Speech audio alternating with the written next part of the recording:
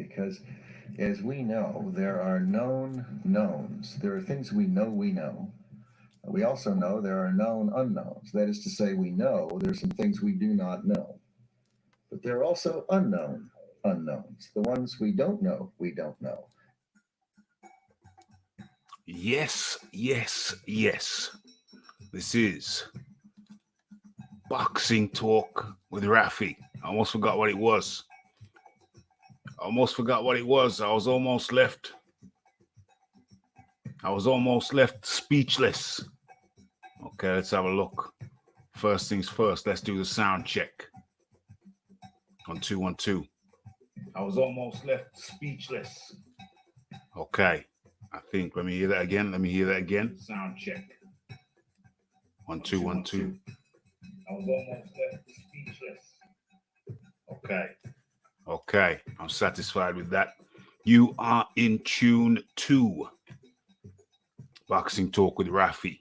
1 2 2. 122. Boom. And we are officially live. Okay, so we're going to begin. For anybody who has not been here before, let me turn myself up in the cans.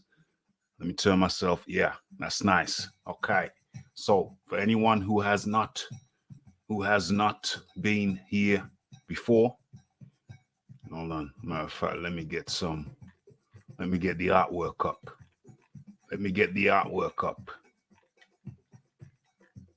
Where are we? Okay,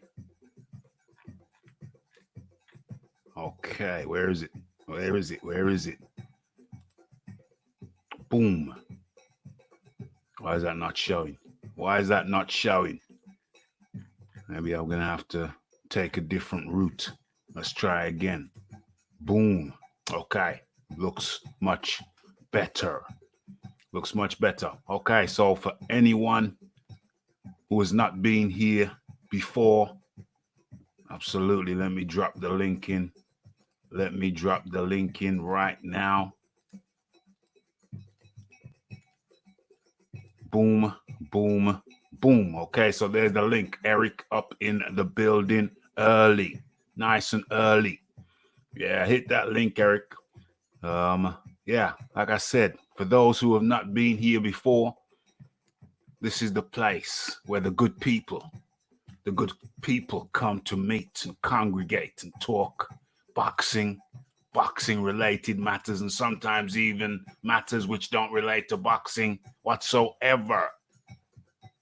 So yeah, we get it in with the conversation, we get it in with the interviews on the Wednesday.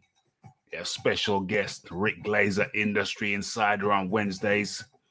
On the Fridays, we have, what do you call that show? It's Boxing Talk and Classic Fight Review.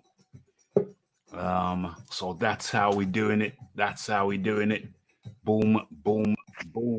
In comes Eric. Eric, how you doing, mate? How you doing? I'm not doing too bad. How are you? I'm doing well. I am doing well. Let me just adjust the background there. Okay, that's good. Okay, yeah. So, yeah, man, I'm doing well. I'm doing better than some of the people. I was watching the TV. Oh. Well, it wasn't actually the TV. I was watching YouTube, and I saw an article come up about. It was based in Australia.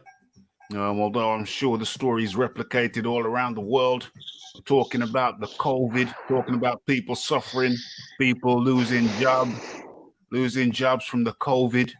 And it's having a very serious impact on family economics for some people. Yeah. What do you think to Boris's new rules? What's his new rules? I don't watch TV. Yeah, saying that you can still go outside. You can go outside more for more exercise. You can go to the park for picnics, but only with the people you live with. What else do you say? Construction workers can go back to work. If you can't go work from home, you've got to go to work, but you still can't go and visit family. Hmm. Yeah, I heard. I swear, I got a WhatsApp message. And I got the gist of it. It was contradictory. It was, Yeah, very. yeah, it was saying, stay at home, go to work. It was saying, stay at home, get out and get some exercise. So yeah, I got a comedy sketch sent to me. So Yeah. I got the gist. I got the gist of the thing. It was kind of a contradictory piece, from what I'm gathering. Although I haven't seen the original. But yeah, the people are suffering out there. People are suffering out there. I think everybody who can work safely, um, should be allowed to go back to work. Yeah, I go back tomorrow. Tomorrow night, it's my first night back.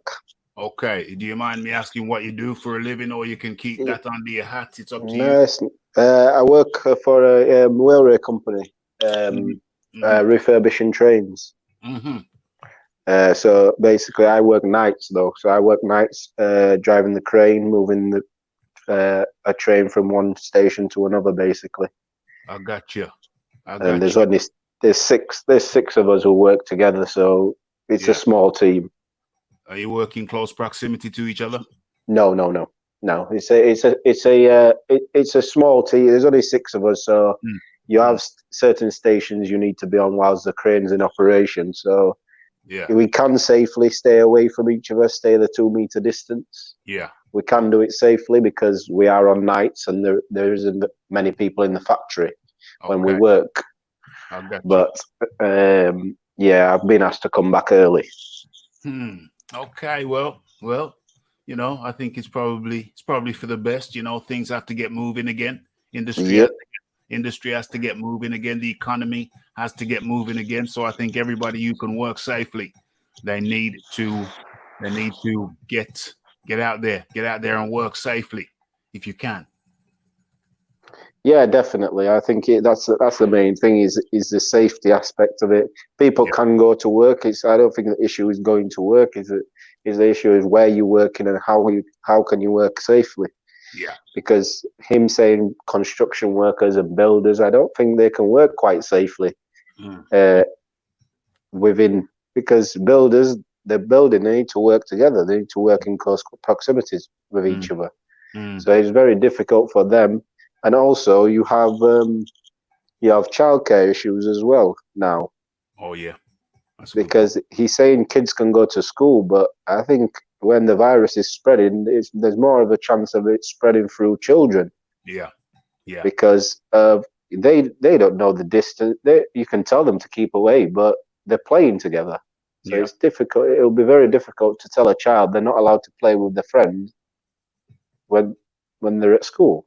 So it's one of those things. I don't know how well it'll work out.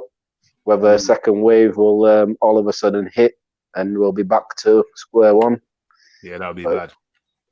It's just a wait and see. Hopefully we don't go back to square one. Hopefully we can progress and life can start getting back to normal. 100%.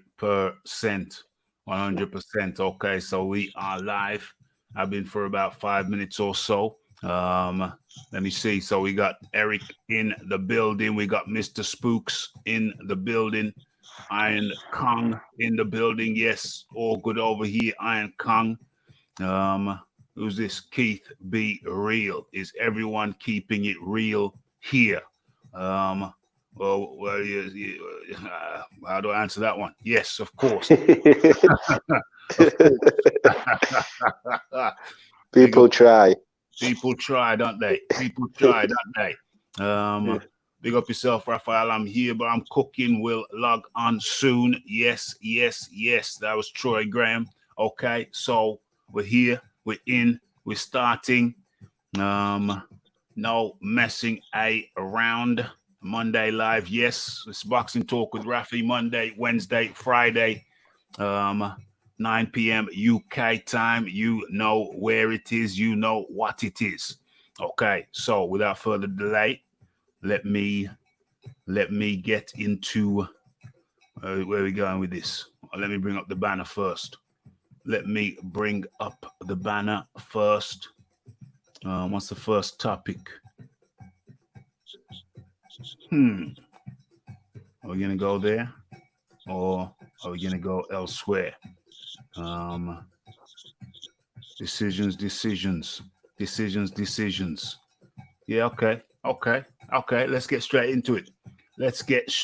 into it. People can jump on as and when they are available. Okay, let's get the picture up. Where is it? There it is. Okay, we're locked and loaded. Fury's in deep. You know what?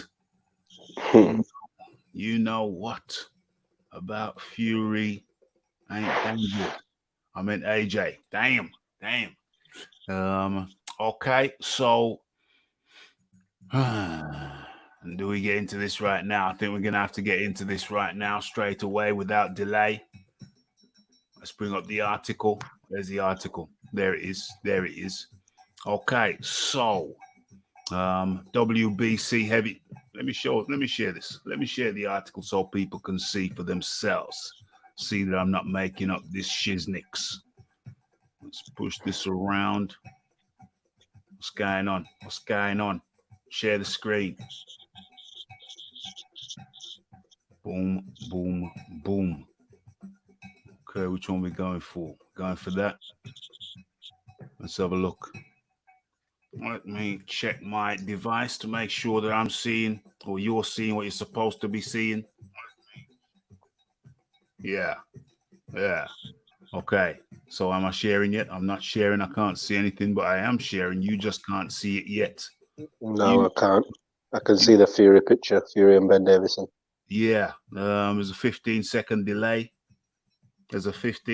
delay. I'm wondering if this thing here is blocking, if the picture's blocking the story. Yeah, it is. It's blocking that. I can see it from behind. It's on the side. Yeah. I can see that it is sharing, but the picture's blocking the. It seems to be hidden behind. I've got it now.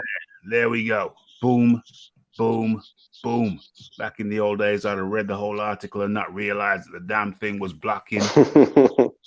We're living and learning. Living and learning 100.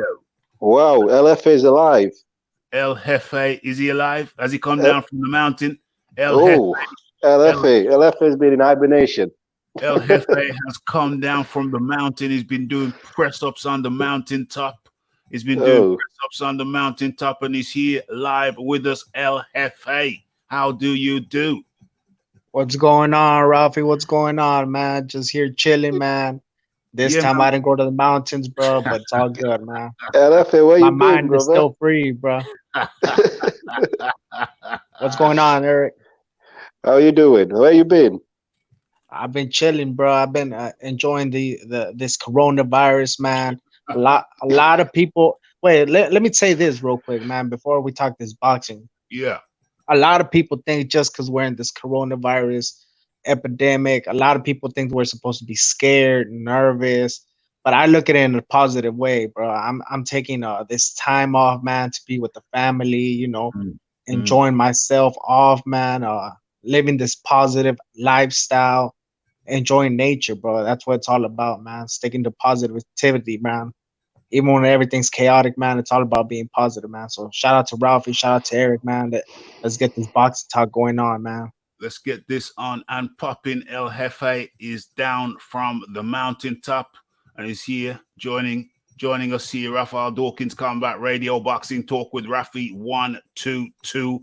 And we're starting off with, did I do a banner for this? Did I not do a banner for this? I distinctly remember doing a banner for this. So it's Tyson Fury. Joshua is not dangerous. I'm no believer. He got sparked out by Ruiz. Okay, so once again, let's share this. I know people are chomping at the bit. To get in on this one. I understand. I entirely understand. Okay, so we're sharing this now. Once again, let me do my due diligence, do my checks. Hopefully, yes, it is there. Okay, so let's do this. Okay, so WBC champion Tyson Fury is not overly concerned with any type of danger involved in a potential fight with his domestic rival, WBA, WBO, IBF, IBO champion Anthony Joshua.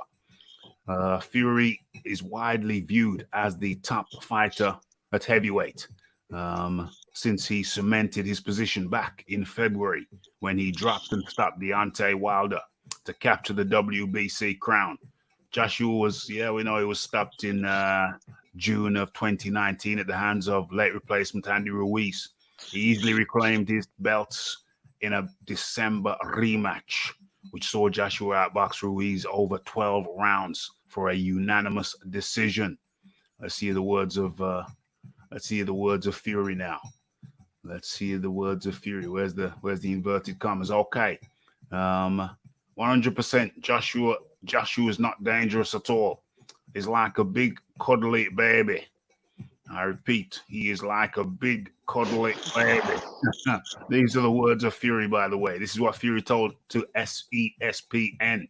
Why would I be a believer when he got knocked spark out by Andy Ruiz? Last minute replacement opponent who turned up 300 pounds or whatever it was.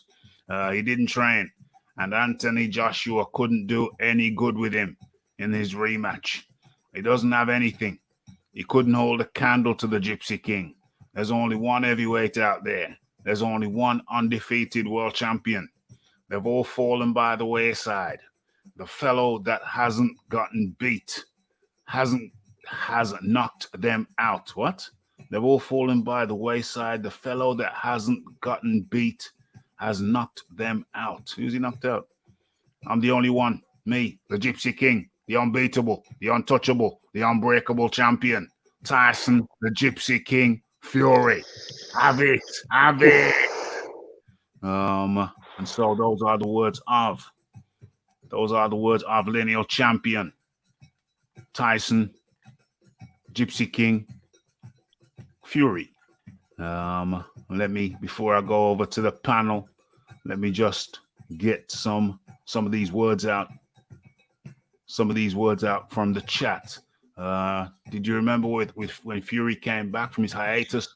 No mention of AJ. Fury knows AJ is dangerous. That's coming from Dr. Woodok. Running from Whole Money. Who's that? Who's running from Whole Money? Or is it Mo Money? Mo Money or Whole Money? I don't know. What's going on here? Well, El Jeff A. well said. Somebody just said El Jeff A. well said. Oh, that was Dr. Woodok. I think he was talking about your philosophy on the COVID virus, being with family, etc. Brown, what? Brown gone one? Okay, Brown gone one. I'm good, thank you. Very well indeed. Philip Khan Roberts is now in the area. Unbiased Boxing Talk. Let me drop the link for him. He's in the area just in case he wants to jump on. Lisa Bayliss up in the area. Okay, so we are fully stocked and populated. Now stop sharing and let's get into this. Let's get into this thing. Fury's talking about. Just mute yourself, Eric, for a second when you're not talking, my friend. I can hear some background noise. Thanks. Fury's talking about Joshua ain't done nothing. Well, no, he ain't done nothing. He's just not scary. Joshua ain't scary. He's the only one. Fury's the only one who's not got knocked out. He's still standing. He's the only unbeaten champion. Joshua's been stopped. He's big, muscular, but he's just like a big, cuddly baby.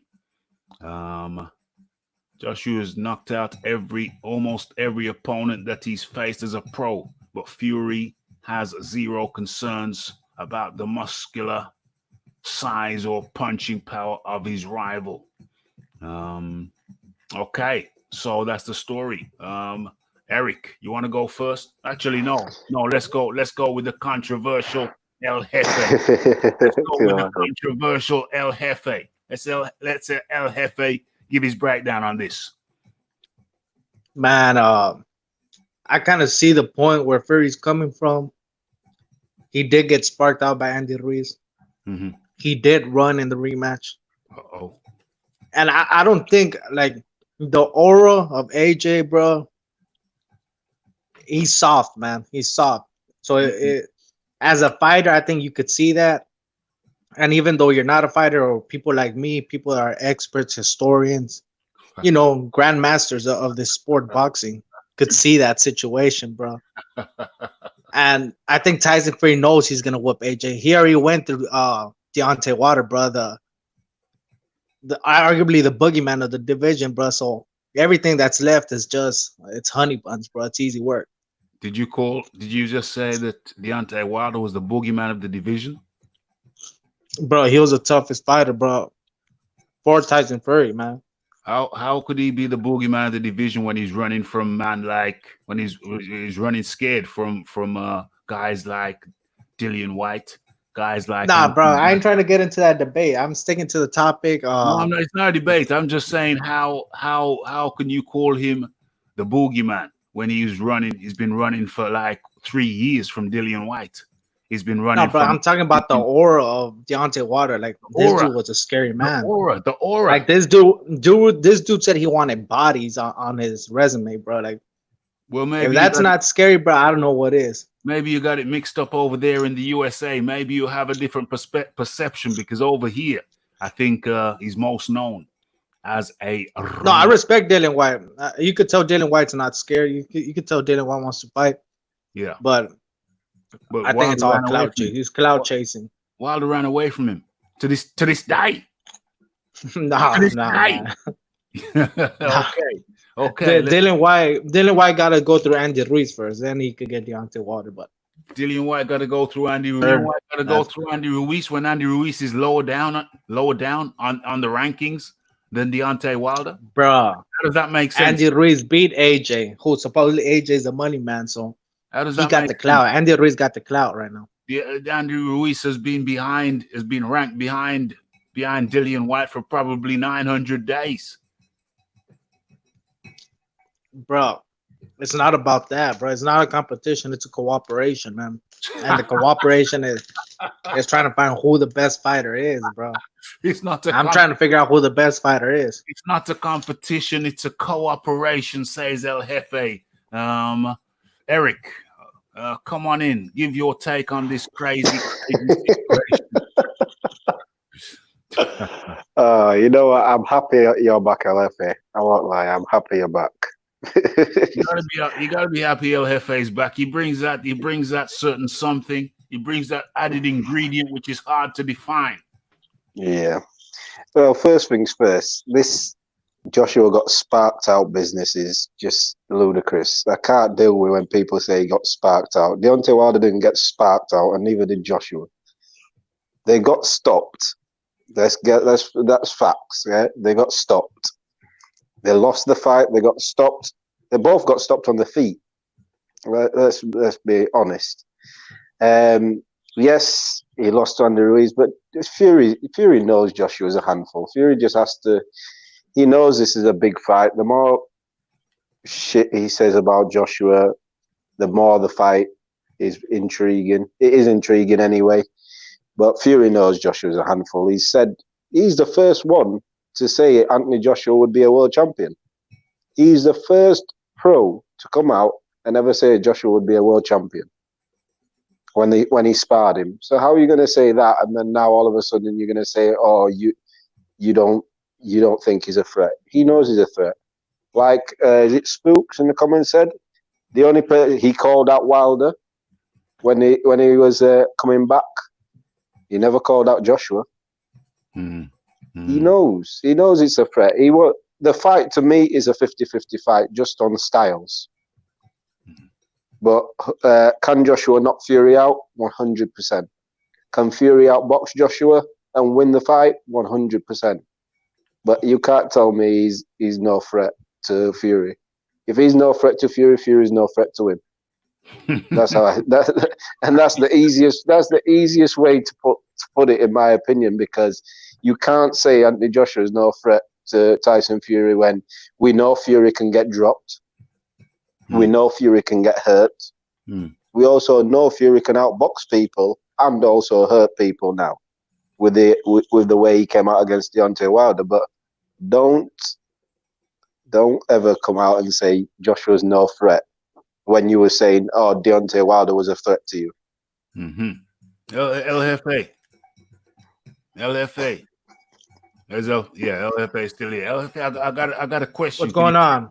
Yeah, man, I got a question for you to clear up. If Anthony Joshua is no threat to Fury, then why did Fury turn down the contract with turn down signing with Barry Hearn when that would have been an easy route to Anthony Joshua? No. You guys are getting twisted. I'd say AJ was an easy win for Fury. I said he's an easy win for Wilder. That's what I said. It's an easy AJ is an easy win for Wilder. Easy win for who? Bro, I'm confused, bro, because I don't know what y'all speaking. I'm speaking One about second. Talking about Fury. 1 second. Fury, AJ. Yeah. It all depends how Fury fights. Is he gonna come forward? Or is he gonna fight going backwards, counter punching? Because if he fights going forward, that gives AJ a chance with the punch, because AJ hits hard, and that's more of a 50-50 fight. But if Tyson Fury fights going backwards, using his legs and his movement, I think Fury could wash him. Could outbox him and probably stop him in the late rounds. Have you ever seen Joshua being outboxed? Because he never fought nobody as good as Fury and as tall as Fury. I agree with you on that. But have you ever seen Anthony Joshua get outboxed? Have you ever seen Fury get outboxed? Yeah, I actually have. Yes, he got by John McDermott, which fight he actually lost, which he got a result. Yeah. So yeah, I actually have. I've been watching Tyson Fury a lot of years since the start of his career. I gotta check that fight out because I never seen. So yeah, you check that fight out. John McDermott. Bro, it was probably early in his career, bro. Like those. It don't matter. You asked me a question, I answered it. Yeah. Okay, well, let's say that doesn't matter. Who's a better outboxer right now? Who's a better outboxer right now, bro? Right now. If it doesn't matter, why'd you ask the question? Exactly. No, because I was trying to catch him, bro.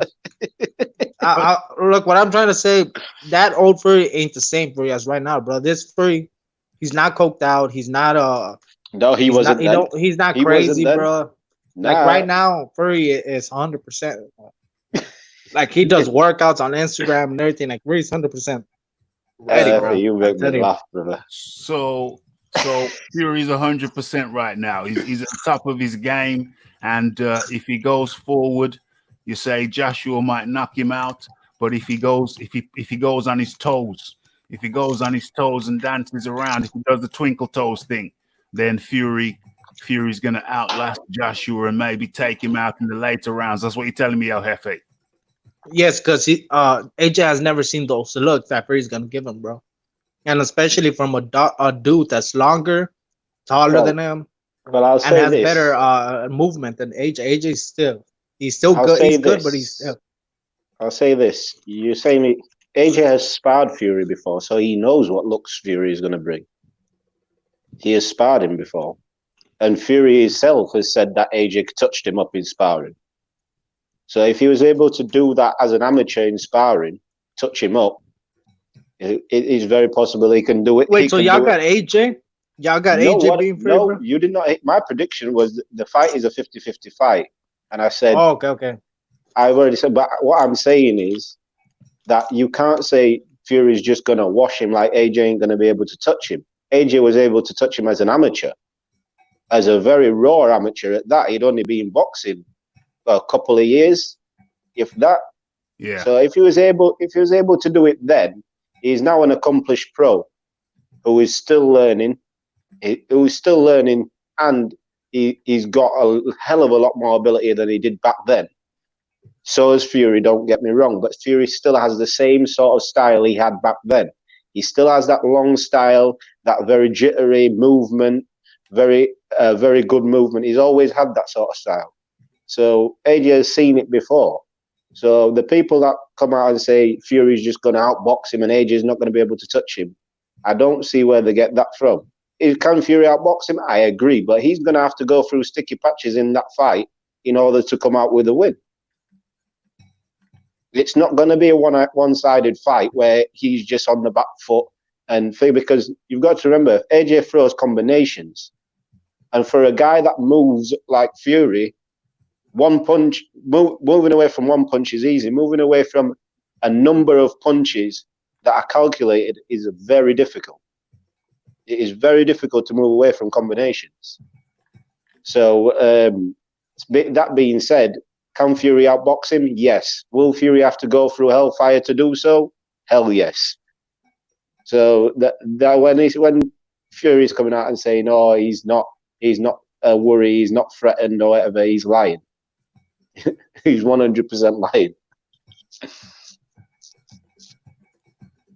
Okay.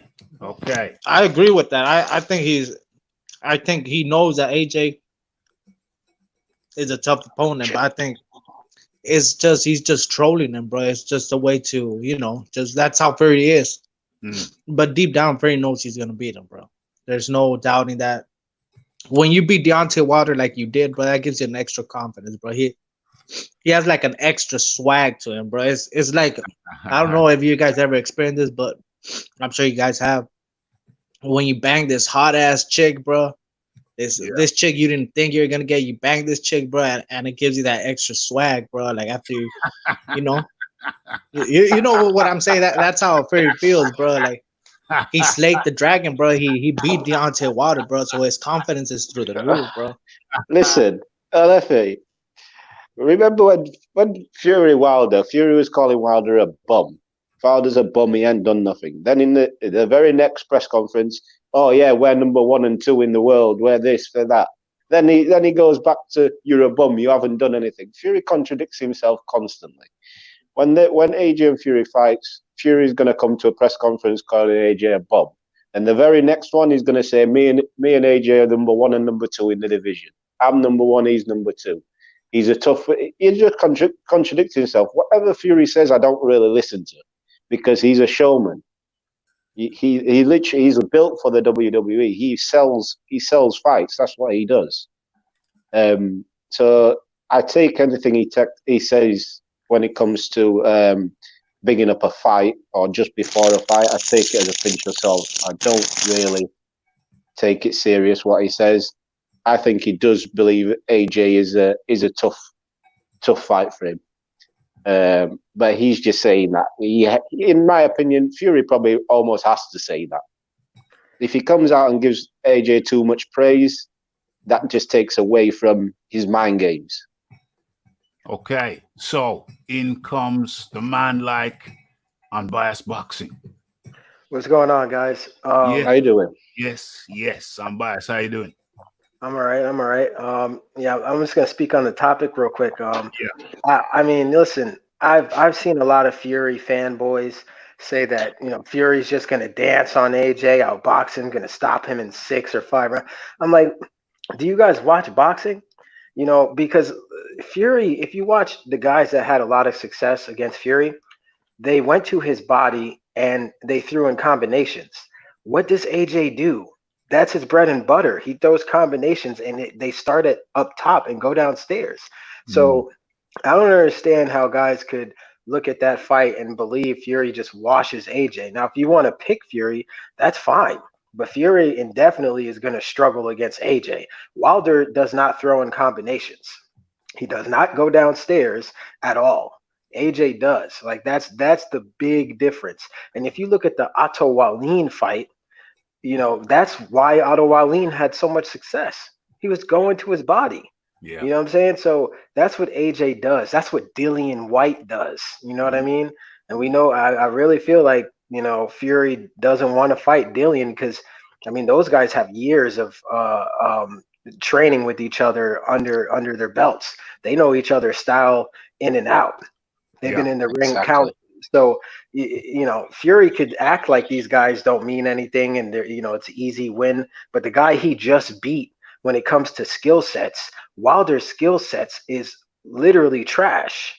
This is why prospects right now are saying that's a step up fight for me.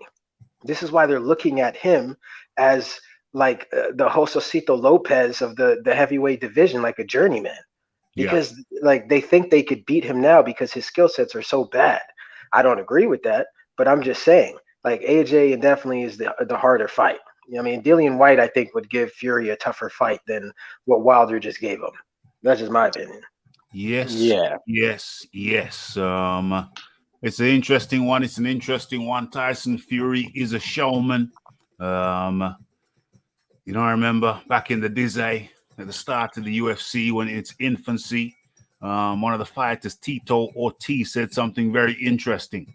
Some fighters just walk out, get in the ring, fight, put their robe back on, and walk out. But that don't cut it when it comes to building an image, getting your profile out there, walking to the ring or the octagon and taking your robe off, fighting, putting your robe back on and walking out. It don't cut it. What you need charisma.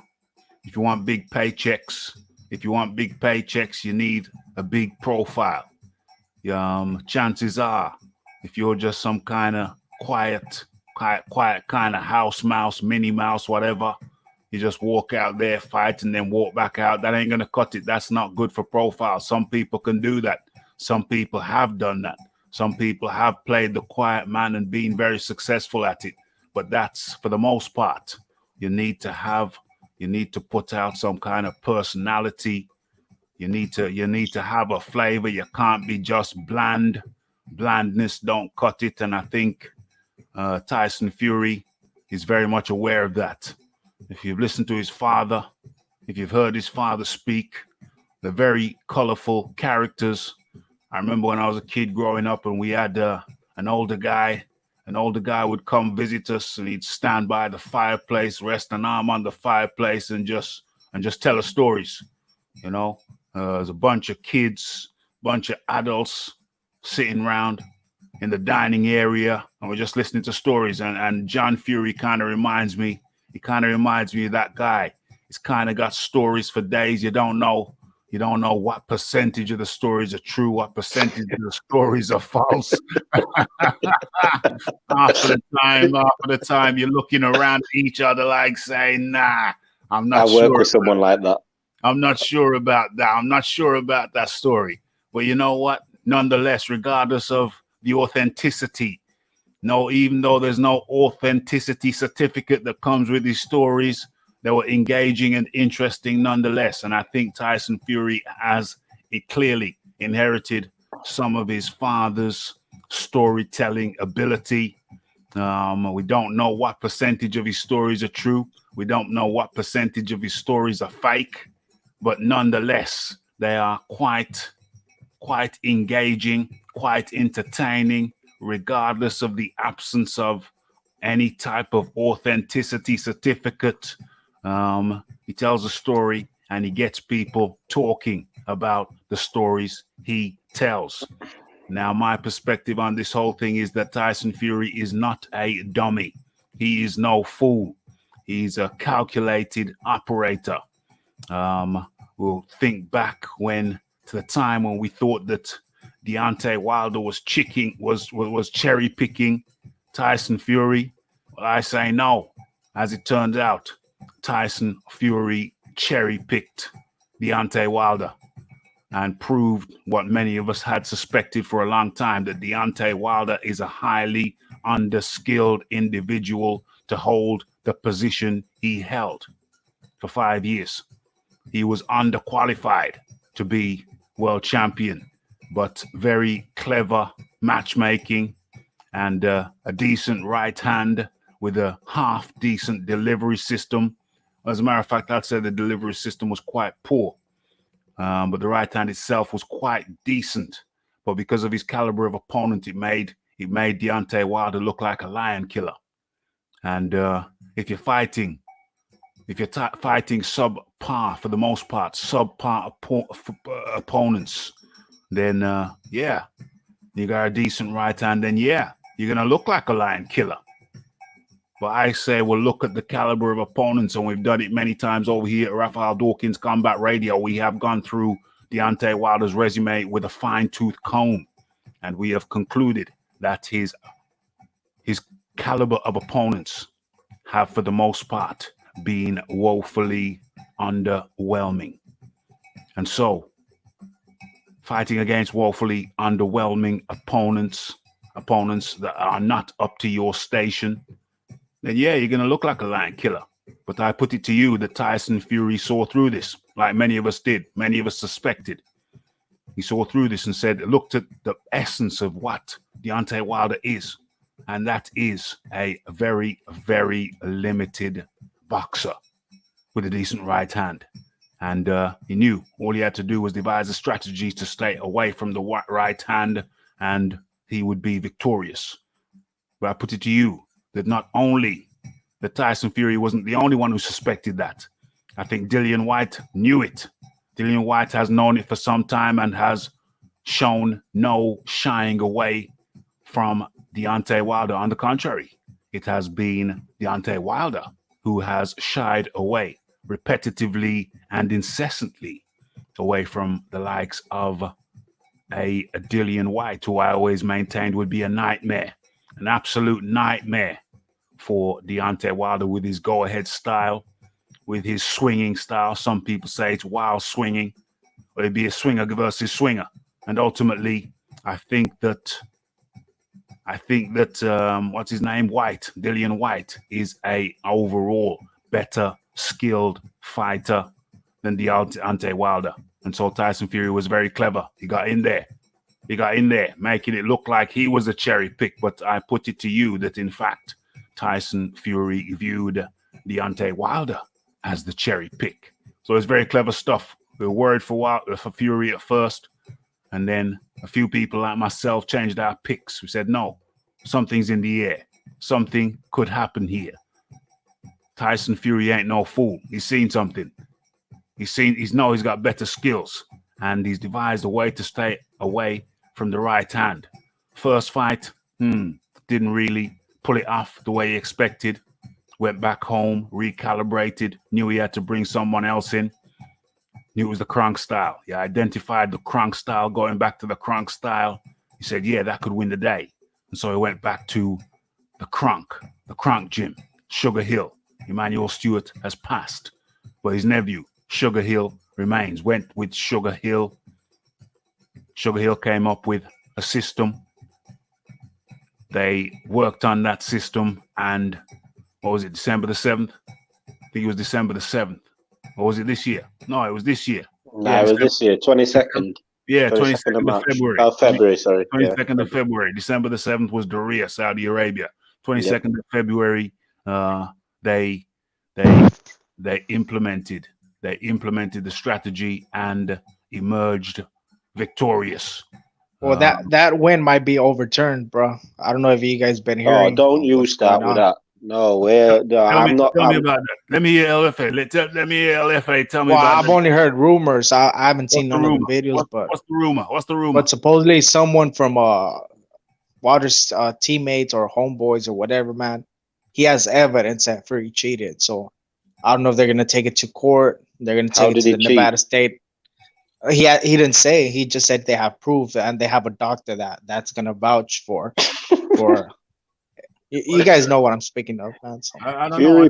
I didn't know. They're gonna take it to the Nevada State Athletic Commission, bro. I haven't heard. I haven't heard. What's going on? Eric? I don't know. I don't know the full story. Apparently, Wilder's fans or whoever has got hold of a doctor who's collaborated, saying that Fury definitely cheated somehow. I don't know what they've got, seeing as Fury passed all his medicals and passed all his drug tests. So it's another way of Wilder's fans. I'm not going to say Wilder, because Wilder for me made the suit excuse. Yeah, and that's about it. It's surrounding his fans. His fans just can't let this loss go. They just want to find something to discredit Tyson Fury's win over Wilder. They was clutching at straws with the glove gate, and there was showing videos of the first fight where they never mentioned it. In all of that time the first fight had finished, they never mentioned it. They mentioned it after he lost. And then now, I don't know. I can't deal with it. I These think fans that, need to realize. These fans just need to realize they are not the boxer. They don't. They need to emotionally remove themselves away from boxers and just enjoy the sport. I understand you like and you have your favorite fighters. We all have our favorite fighters, but when they lose, there's nothing coming out of our pockets. There's nothing Yeah, but removed from our some of lives. those fans are emotionally damaged, bro. Yeah, Like, but they need to stop. They need to stop no, because but they're hold on. trying to Look, overturn Eric, a Eric, loss but hold for a. on. They should have known what Deontay Wilder was when they were watching him. Exactly, but they're He not. cannot box. He cannot box. I mean, it's pretty simple. If you have eyes, you know what you're looking at. Okay, the dude was falling over himself trying to hit Spilka. Like, let's be real. The dude cannot box. He got beat up. That's all there is to it. These people, they just don't want to be, stand up guys and admit, all right, well, my guy lost. All right, cool, kudos, and keep it moving. But they don't want to do that. Yep. Yeah, that's my stance on it. They just need to stop with the excuses after excuses, trying to get this guy's loss off his record. Like, he lost the fight. You're in the fight game. You win some, you lose some. Not everybody goes unbeaten. There's a lot of fighters. There's 90% of the fighters in this world. 99% of them, they've took a loss. Just take the loss and move on. But they can't I, seem to do it. They're just emotionally invested in this fighter for no apparent reason. This fighter is not paying them. Why I are you agree so with you, emotionally bro. invested in it? I think that Like when Anthony Joshua lost, yeah, people were trying to come up with why he lost and try to see there's a reasons lot of why he lost. crying. But no, not. But it was done after 2 weeks. It was done. He lost. He went for the rematch. That was it. They was talking about the Yeah, because rematch. that's true. I'll give him that. Yeah, You, like 3 weeks Deontay at least. Wilder has accepted the third fight. Talk Yo, about the but third fight. when Stop AJ lost, talking. nobody went. I'm biased. When AJ lost, nobody went to try to go to the Nevada State and protest and do marches and all this other crazy stuff. Call up retired boxers to make a point that Andy Ruiz cheated. Like, people, yeah, they came up with their own excuses, but that died down after like 2 weeks. These guys are still going. They're still going. Like, it really is crazy, man. Like, I don't even get it at this point. Mm-hmm. Mm-hmm. Yeah, because they're still stuck. Like, I'm a Wilder fan, bro, but they're still stuck in the second fight. I'm thinking about the third fight, bro. I think there's ways Wilder could beat Fury in the third fight. I think he needs to go back to his old ways. Wilder just needs to swing for the fences, bro, and see if he catches Fury, bro. Especially if Fury's gonna be fighting dirty, hitting nuts, and hitting behind the head. Like, Wilder should do the same, bro. Just fight fighter with fire, bro, and whatever happens, happens, bro. But he got to fight the trilogy, man. I think the trilogy is gonna set a lot of things, bro. Hopefully, man. The trilogy. So what different do you see happening in the trilogy? El Jefe. Well, if I'm thinking like Wilder's thinking, bro, I'm gonna put myself in Wilder's position. I'm swinging for the fences, bro. Like, fuck technique, fuck trying to outbox Fury or jab. I'm swinging. I'm throwing crazy left hook, overhand, right hand. I'm windmilling, bro. Whatever got you there, do it. Because if you're gonna try to box with the boxer, you're gonna get outboxed. So Wilder has to come forward. He has to at least learn how to unclench yourself or clinch or all that minor shit in the inside. But you gotta fight fire with fire, bro. Fight Yo, fire with fire. Fight I'll fire with fire. Yeah, carry on. Hefe, you said that he should just say fuck technique, but he's been saying that. I don't think that's the problem. To be honest with you, I think the only thing that's going to change is who is going to be throwing in the towel. I think JD might do it this time. I think that's the only thing that's going to change, in my opinion. Damn, bro. Damn. What's gonna change? The costume? He said Yeah. throwing in the towel. Yeah, I think Jay Diaz is going to be the one to throw in the towel. He ain't gonna throw in that towel. You mad? Wilder gonna knock his ass out if he throws in that towel. Damn. So the towel throw, Wilder was taking a sustained hammering, even though Fury's not known as a heavy-fisted guy. I don't know. When you get hit over the head by a pillow 100 times, you're gonna start seeing and feeling some of the effects. So I think I'm going to go around the table. No, I ain't going around the table just yet. I ain't going around the table just yet because I've got another article which is in the same vein that we're going to change topic. But I think it would be remiss of me not to mention this. I don't know. Mute your mics, please, folks. I don't know. I don't know what the issue is with Prince Hamed, but Prince Hamed has some interesting things to say. It's on the same topic, so why not do them back to back? Why not do them back to back? I think I'm sharing. Yep, I see it there. Let's make this thing just a little bigger. Okay, I think we're good. Okay, let's get into this lump, this 2 into 1. Okay, so Hamed on Fury. Joshua is an easier fight for Fury than Wilder. And this is coming from, where's his picture? Naseem Hamed. Okay, so the Prince Naseem Hamed is backing Tyson Fury to defeat Anthony Joshua in easier fashion than Fury did to Deontay Wilder. Okay, so in February, Fury dropped Wilder twice and stopped him in the 7th round. We know that. And we also know that Joshua beat Andy Ruiz in their rematch in Doria in December. Okay, so at the moment, Fury versus Joshua is the biggest fight in boxing. Both boxers have to get through their contracted commitments before they position themselves to face each other in a full divisional unification. Okay, so Fury faces Wilder in a trilogy fight in the winter, in the fall, and Anthony Joshua faces Kubrat Pulev. Styles make fights, and Hamed believes the style of Joshua is made for Fury. That's very, very interesting. Okay, so what Fury's done has been phenomenal. Said Hamed on the Heavyweight podcast. Okay, I'm looking forward to Tyson and Joshua versus Joshua. And I do believe that Tyson is too fast and too slick. I think there's maybe an easier fight than the Wilder one. And the Wilder one was very easy. Wow. Harsh words from the little Prince Hamed. Well, he's short, but he's not little anymore. Okay. Frank Warren, who co-promotes Fury, was among the parties who denied the recent reports that a Joshua fight was being negotiated. We haven't spoken to them. You've got to deal with the facts. And Tyson has a contractual agreement with Deontay Wilder, and Pulev has signed to fight AJ. There's been all these stories about negotiations going on, but there hasn't been any because there's nothing to negotiate. No offers have been made from either camp.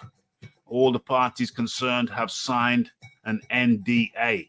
That's a non-disclosure agreement with one of the countries.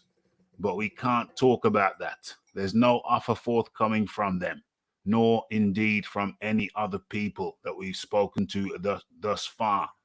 Until you actually know what the offer is, you can't negotiate.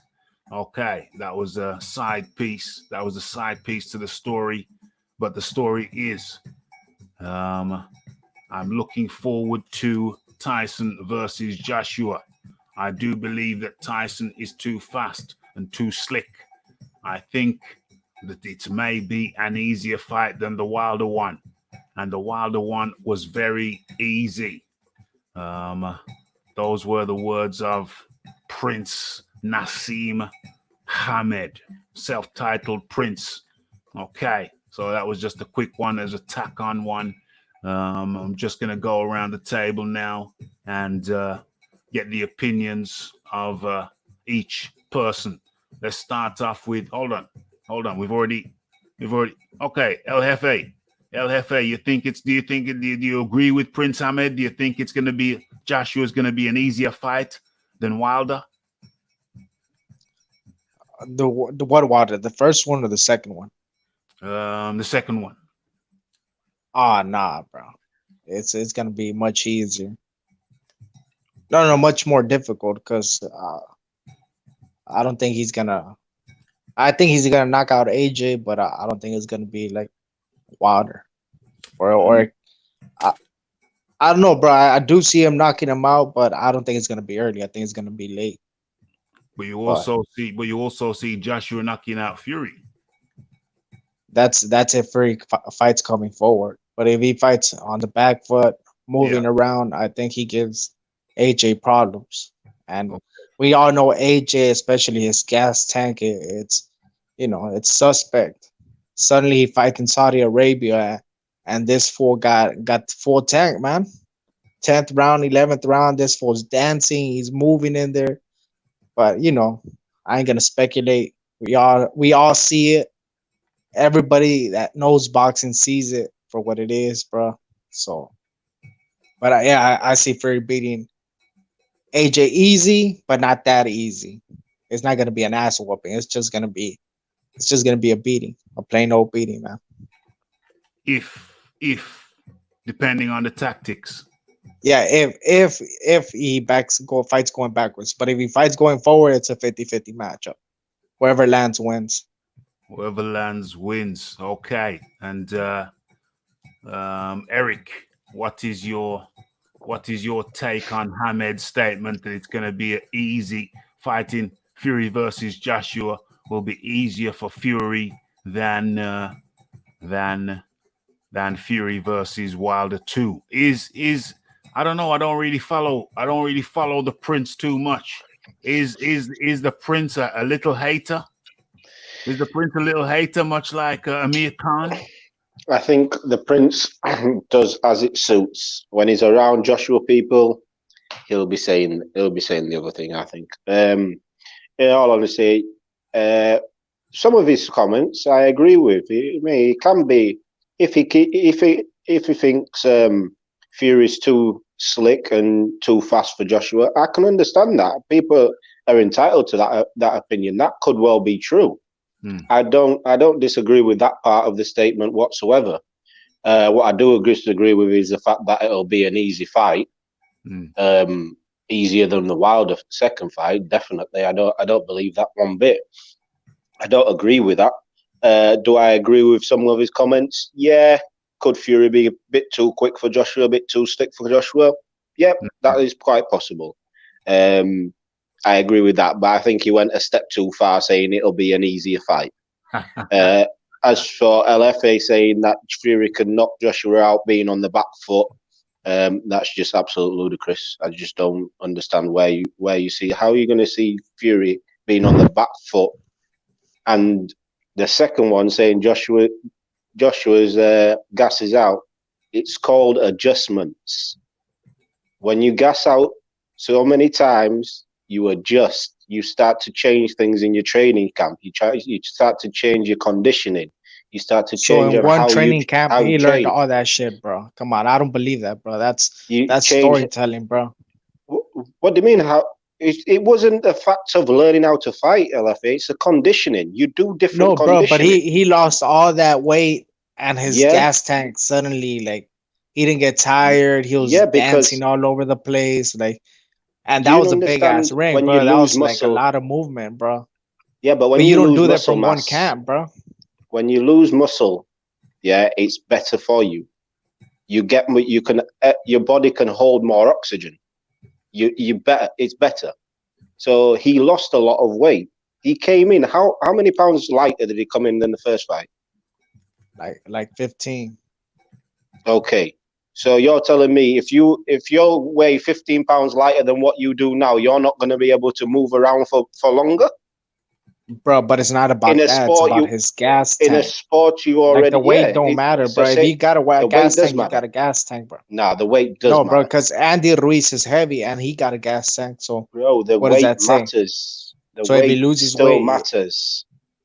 So, bro, did they do VADA testing? That's what I want to know.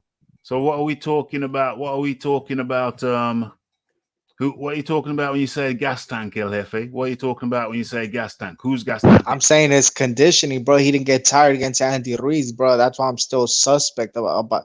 It was an excellent performance, right? He did a lot of movement. He was dancing. He was moving. He was you know, he was evading punches, he was holding, and he didn't get tired at all, bro. Like not even huffing, nothing, bro. This dude, you know, that shit was really suspect, bro. But it is what it is, bro. Ruiz took his loss. And Ruiz wants a trilogy, so let's keep it moving, man. Can I also I'm say, done tired about that. Can I also say, Andy Ruiz didn't push the pace. The fight was fought at Anthony Joshua's pace, the whole fight. So if the fight is getting Bro, fought because at it was your pace, like a 50 one second, foot. let me finish. It was a 50-foot ring, Let me bro. finish. What do you expect? Yeah, but it's a big ring to run around. Like you said, he ran. So it's a big ass ring to be running around. Anyway, let me finish my point. If you're fighting at your own pace, you're not going to gas out. You are not going to gas out if you're fighting at your pace, because you're moving where you want to move. You're breathing when you want to breathe. When you want to breathe. So you're not being forced to breathe hard. You're not being forced to do stuff you're not wanting to do. So that also helps your gas tank. You're not exerting any energy that you don't want to exert. So talking about his suspect is Andy Ruiz didn't push the pace. The whole fight was fought at Anthony Joshua's pace. When he wanted to move left, he moved left. When he wanted to move right, he moved right. Ruiz did not force him to do anything in that fight. So your gas tank is going to be a lot better. You are going to reserve a lot more energy because someone's not forcing you to work. Okay, so in comes man like Troy Graham. How do you do, Troy? Everybody mute yourselves. Respect. I just want to say hello to the panel, and I have a question for El Jefe. Can you hear me, sir? Can you hear me? Yeah, I hear you, bro. I hear you, bro. Good. Go ahead. Okay, good. You said that Joshua gasses out. In what fights has he gassed out? Let me stop you there. Troy, is your mic some kind of distance away from you? No, no, it's good, man. Can you hear me or no? I probably need to turn it up. No, we can hear you. It's just that we're hearing you. It sounds muffled. There you go. Bro. What? Yeah, there you go. You're on Bluetooth. Okay. How about now? Okay, cool. That's better. Way better. Way better. Okay, ask your question. Yes, sir. Yes, sir. Can you name the fights that he gassed out in? And also, before you do that, you said he lost all this weight in a short amount of time. That was 6 months, brother. Oh, That was let 6 me months. answer. Let me answer your question, but first answer this question. How many years have you been watching boxing, and what are your credentials for Since boxing? I was 15 years old, and I'm 49. How old are you right now? All right. 49. Yeah, thank I you just very want much. to know that. Can you answer the same question, El Jefe, please? Bro, I've been boxing my whole life, man. Like, How old are you? don't even question my credentials, bro. My credentials are out there, bro. I've been on YouTube, on the boxing scene. I've been everywhere, How bro. old are you? Through years, bro. How old are you? I've been boxing for years, bro. Like, I've been boxing in the streets and the gyms, everywhere, bro. Like, check my credentials out, man. What happened? How old are you, sir?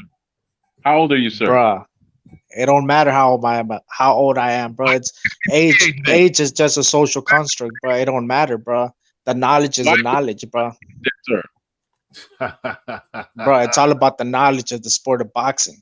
Okay, but if you want to debate, we could debate, bro. We could set it up, me and you. We could debate all these points, bro. Be quiet now, bro. He gassed out against Takam. He gassed out against Parker. He gassed out a bit against Dillian White. This dude is known for gassing out, bro. Against a Vladimir Klitschko, he was gassed the fuck out until he got his second air in around like 5 or 6 rounds.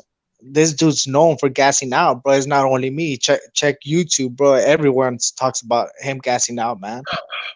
That's why I'm asking you, how long have you been watching boxing, bro? You know what? I'm not answering any more questions about my age or anything because you won't tell me your age. So that's off the table, good sir. Now I'm gonna answer the question because it's not a matter of how long you've been doing something, but it's the knowledge that you've gained. Because there's a lot of old fools in this world. I'm not one of them. Okay. Now I'm gonna answer. I didn't say you were. I'm saying how long have you been watching boxing? That's all I want to know. I want to know your credentials, bro.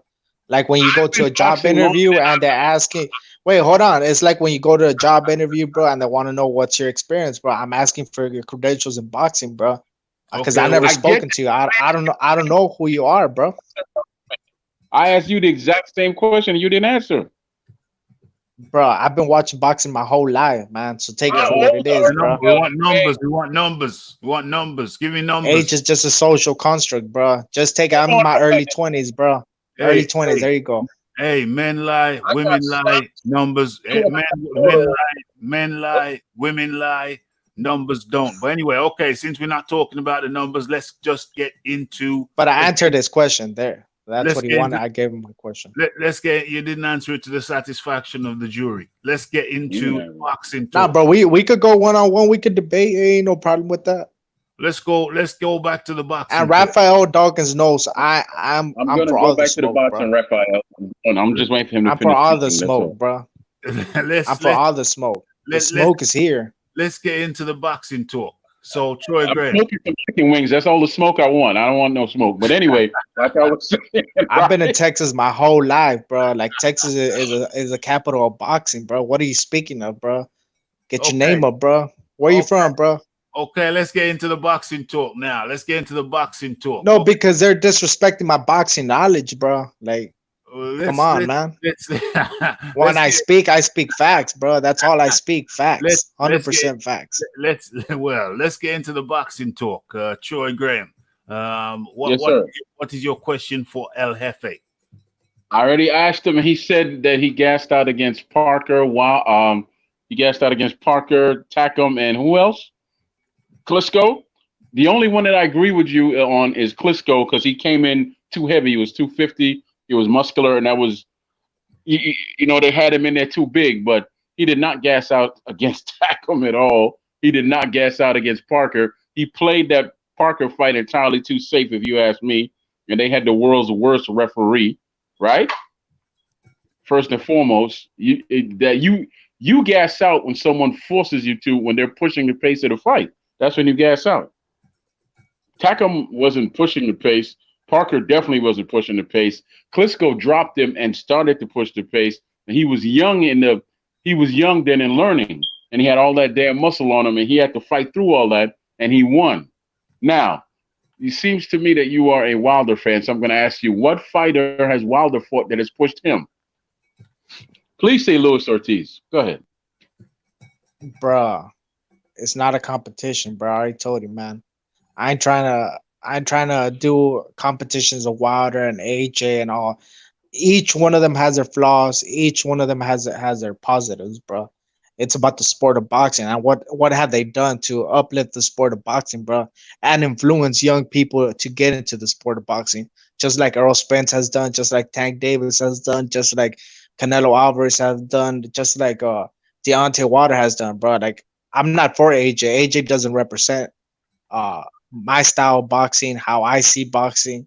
He doesn't do that, bro, because he ducked Deontay Wilder, bro. He ducked Luis Ortiz, bro. So I'm stating facts. I don't know what y'all stating, bro. And it is what it is, bro. Go ahead. What's your style of boxing, El Jefe? Because I don't know.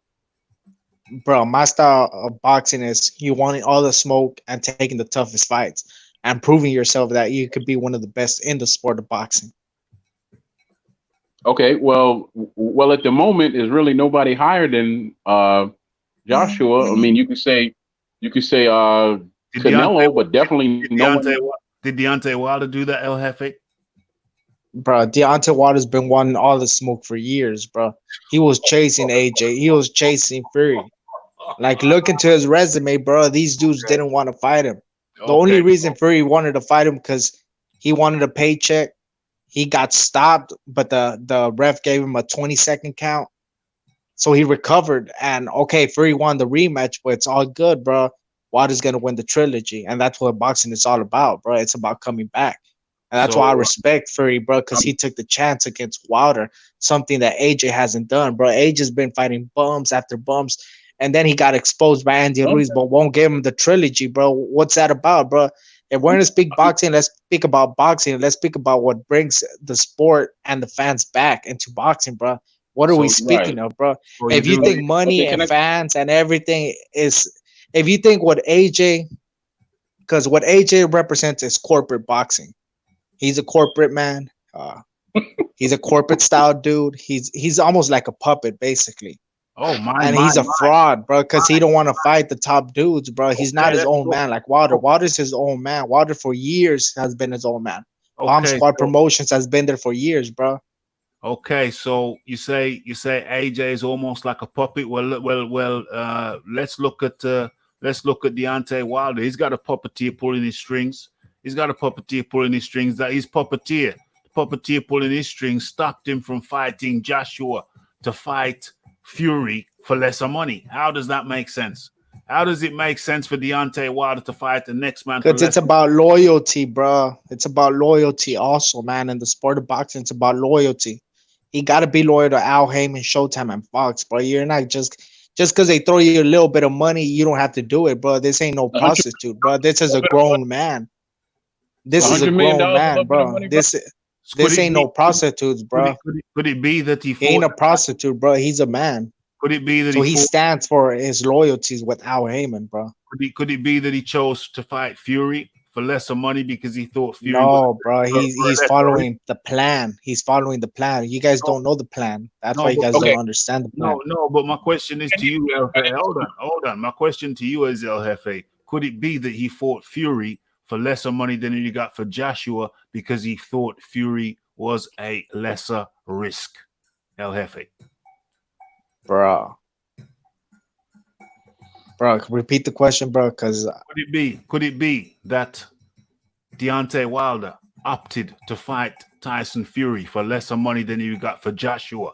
Because no, bro, because he's been wanting to fight Tyson Fury since 2015. The AJ situation didn't come till 2017, man. And AJ had the opportunity. They offered him $50 million. He didn't take the offer. He ran. He got knocked out by Andy Ruiz. And from that situation, we're on this situation, bro, which AJ he's still out there, but he don't want the Wilder smoke.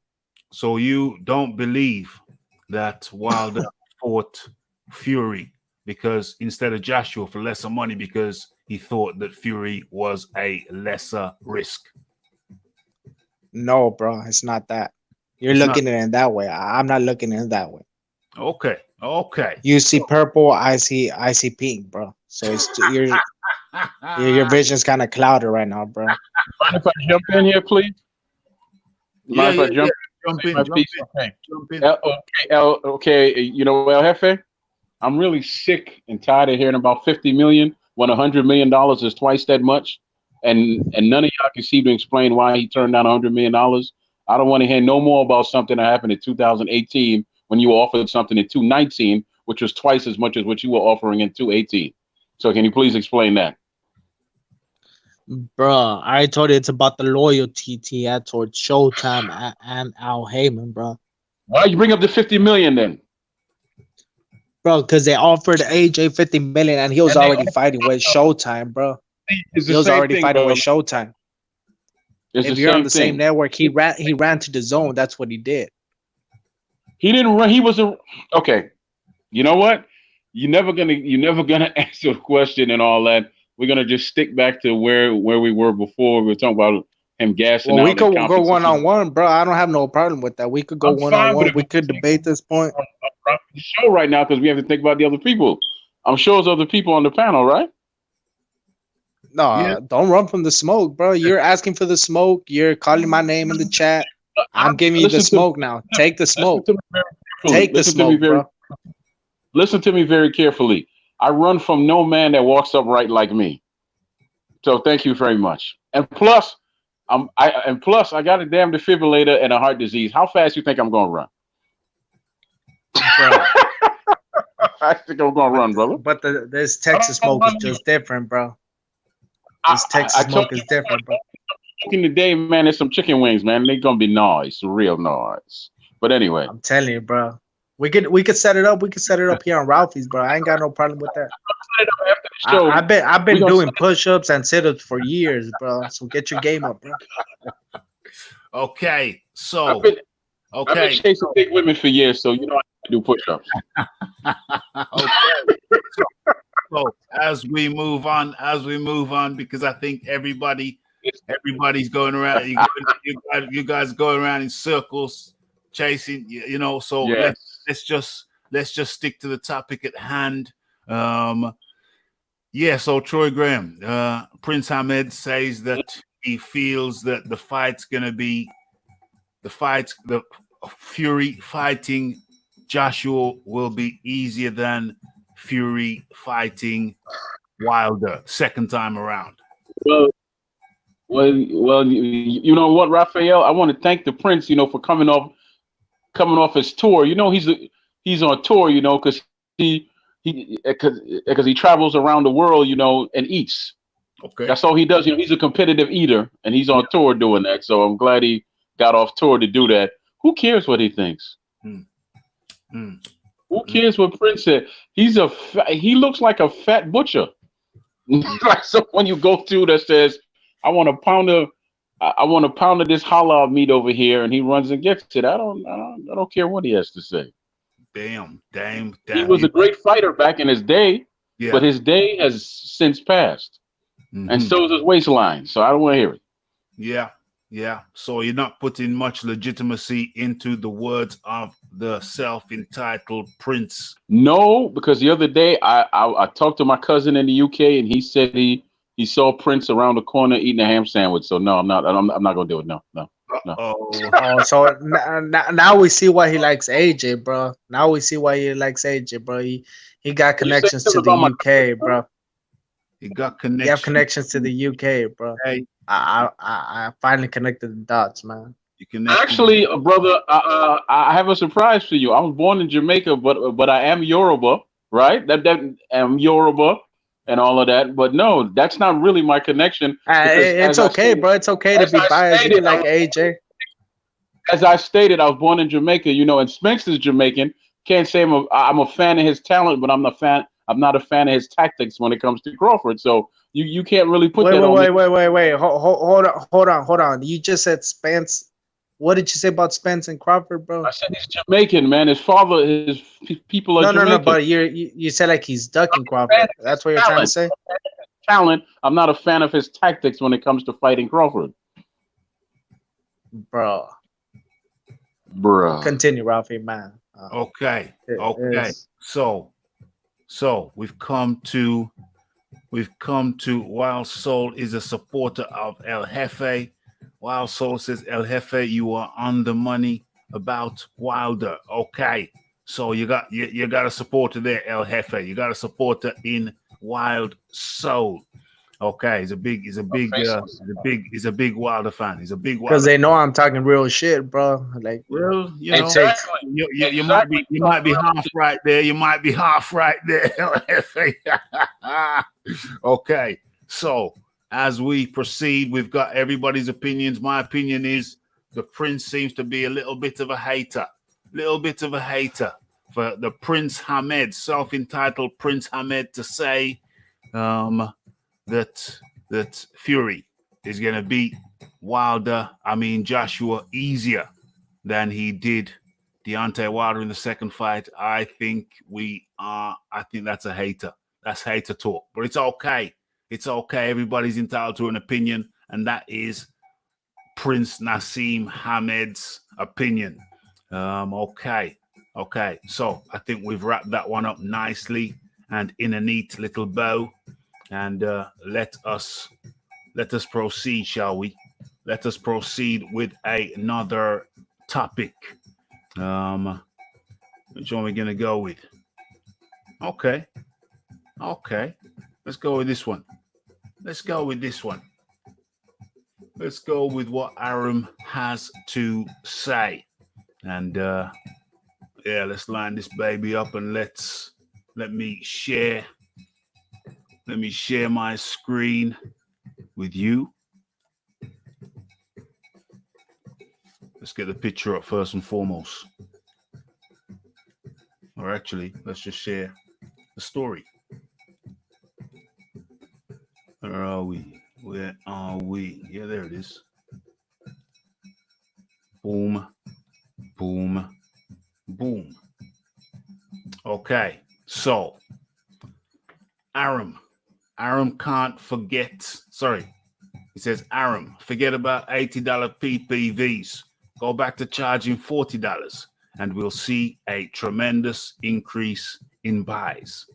Okay, so one important adjustment even Bob Aram admits boxing must take in a post-pandemic American economy is to lower the pay-per-view prices.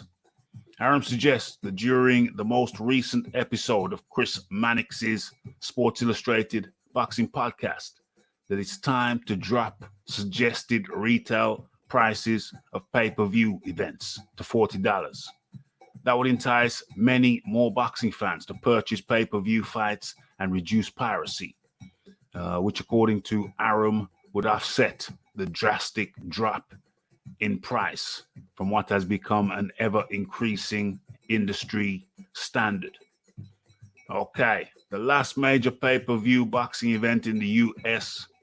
was Tyson Fury versus Deontay Wilder rematch. It cost approximately $80 to watch in high definition through most cable and satellite companies. Lowering pay-per-view prices will require cooperation amongst promoters such as Aram and boxers. But Aram believes they should all take note of the success of pay-per-view boxing in the United Kingdom, where events cost considerably less. You look at the UK, which has maybe 25% of the population of the United States, maybe even less. I mean, they have 50 or 60 million people in the UK. We have 350 million in the US. In the UK, they do on a big fight over 1 million buys pay-per-view, particularly if it's, prime time in the UK. And one of the reasons for their success is they charge appropriate prices for their pay-per-views. In other words, pay-per-view goes for 20 to 25 pounds, of which the government takes 20% in VAT. So people can pretty well afford that. In the United States, where we charge $80 or more for pay-per-view, people can't afford that unless they're gonna have big crowds at the house chipping in. And because of the high prices, they look for ways to watch the fight without paying, like streams and everything, which, the danger is there. Other than breaking the law, which they probably won't get caught, is that these streams get shut down and they miss out on seeing the fight. So if we go back to charging $40, I think you'll see a tremendous increase in the number of homes that will buy it. And so, yeah, that's pretty much the story. Charge less and more people will come. And so, yeah, let's go to El Jefe on that one. El Jefe, what are your thoughts? What are your observations on that one? El Jefe. I agree with it. Anything that's cheaper is better for us as consumers. At $40, but do I think it's realistic? Probably not. Okay, I think I'm we're back. closer. Hold on. We're closer to the $100 mark than the $40 mark. I'll just leave it at that. But I do believe streaming is the future of boxing, because streaming is much cheaper, man. You believe the streaming is the future of boxing, so everybody's gonna get it for free. You're not sure if it's realistic that they're gonna cut the prices. Why not? Why is it unrealistic, El Jefe? Bro, because the cable companies, they don't want to lose money, bro. They get, of those $80, they get $40. So if you cut it to 40, they're only getting $20. So they're also losing money. It's not only the promoters, it's the cable companies who they're greedy. They're the one that need the money, bro. Basically, that's what it is. The cable companies. Cooperation. And if you look at streaming, bro, like the zone gets all the money for themselves, and then they pay the promoters and everything. For boxing, on pay-per-view or on Top Rank or ESPN, the cable company usually gets 50% of the pay-per-view. So you're doing so many cuts when you could do it straight, like the Zone's doing it, or ESPN Plus is doing it. So you like the DAZN model then, El Jefe? You like the DAZN model? Yeah, I like the Zone. I have the Zone, so yeah, I like the Zone. Okay, so let me go into the chat and see what people are saying about this. I don't know where Troy Graham went, but let's go into the chat first of all, see what's going on. Nas was a featherweight, knocking people out. Rare, pure talent. Yeah, Nas got pure talent, but I think he suffers from the green-eyed monster. I think Nas suffers from the green-eyed monster. Yeah, remember to smash that like button, folks. And if you're here for the first time and you haven't subscribed, but you're enjoying what you hear, then by all means, go ahead and smash that subscribe button.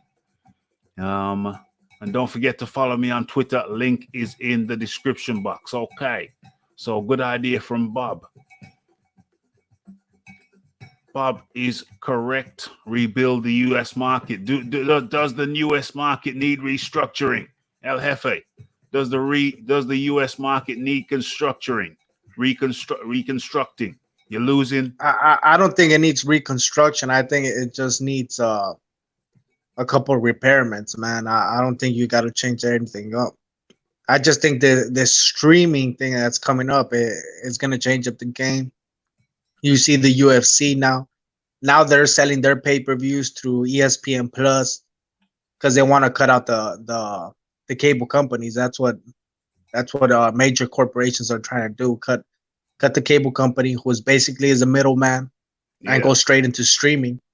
So anything that has to do with apps, bro, it's like the internet is like the TV of the 50s, bro. So everything's gonna change from entertainment to movies, everything, man. Netflix has changed the game up, bro.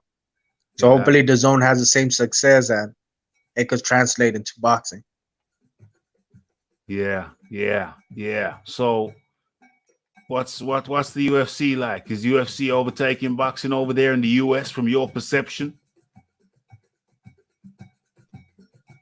Bro, I ain't gonna lie, the UFC, like a couple years ago, like 5 or 10 years ago, boxing was way above the UFC. Yeah. But I would say in these last couple years, ever since the UFC went on Fox, and then from Fox they jumped to ESPN, that's the reason PBC got their deal with Fox, because the UFC left Fox for ESPN. I think it's starting to compete with boxing.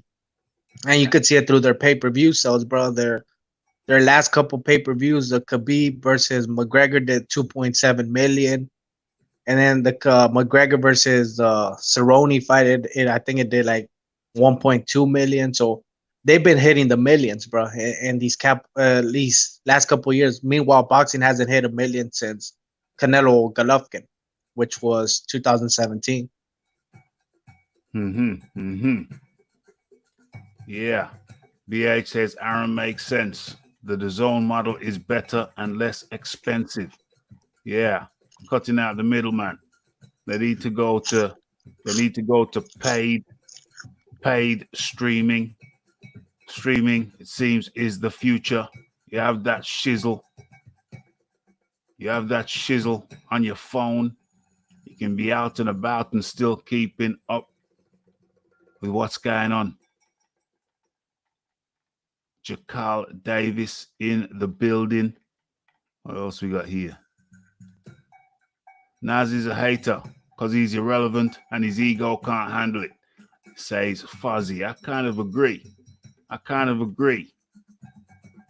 agree with Aaron, says Wild Soul. Okay. Troy's lost the link. Boom. It's back up in there.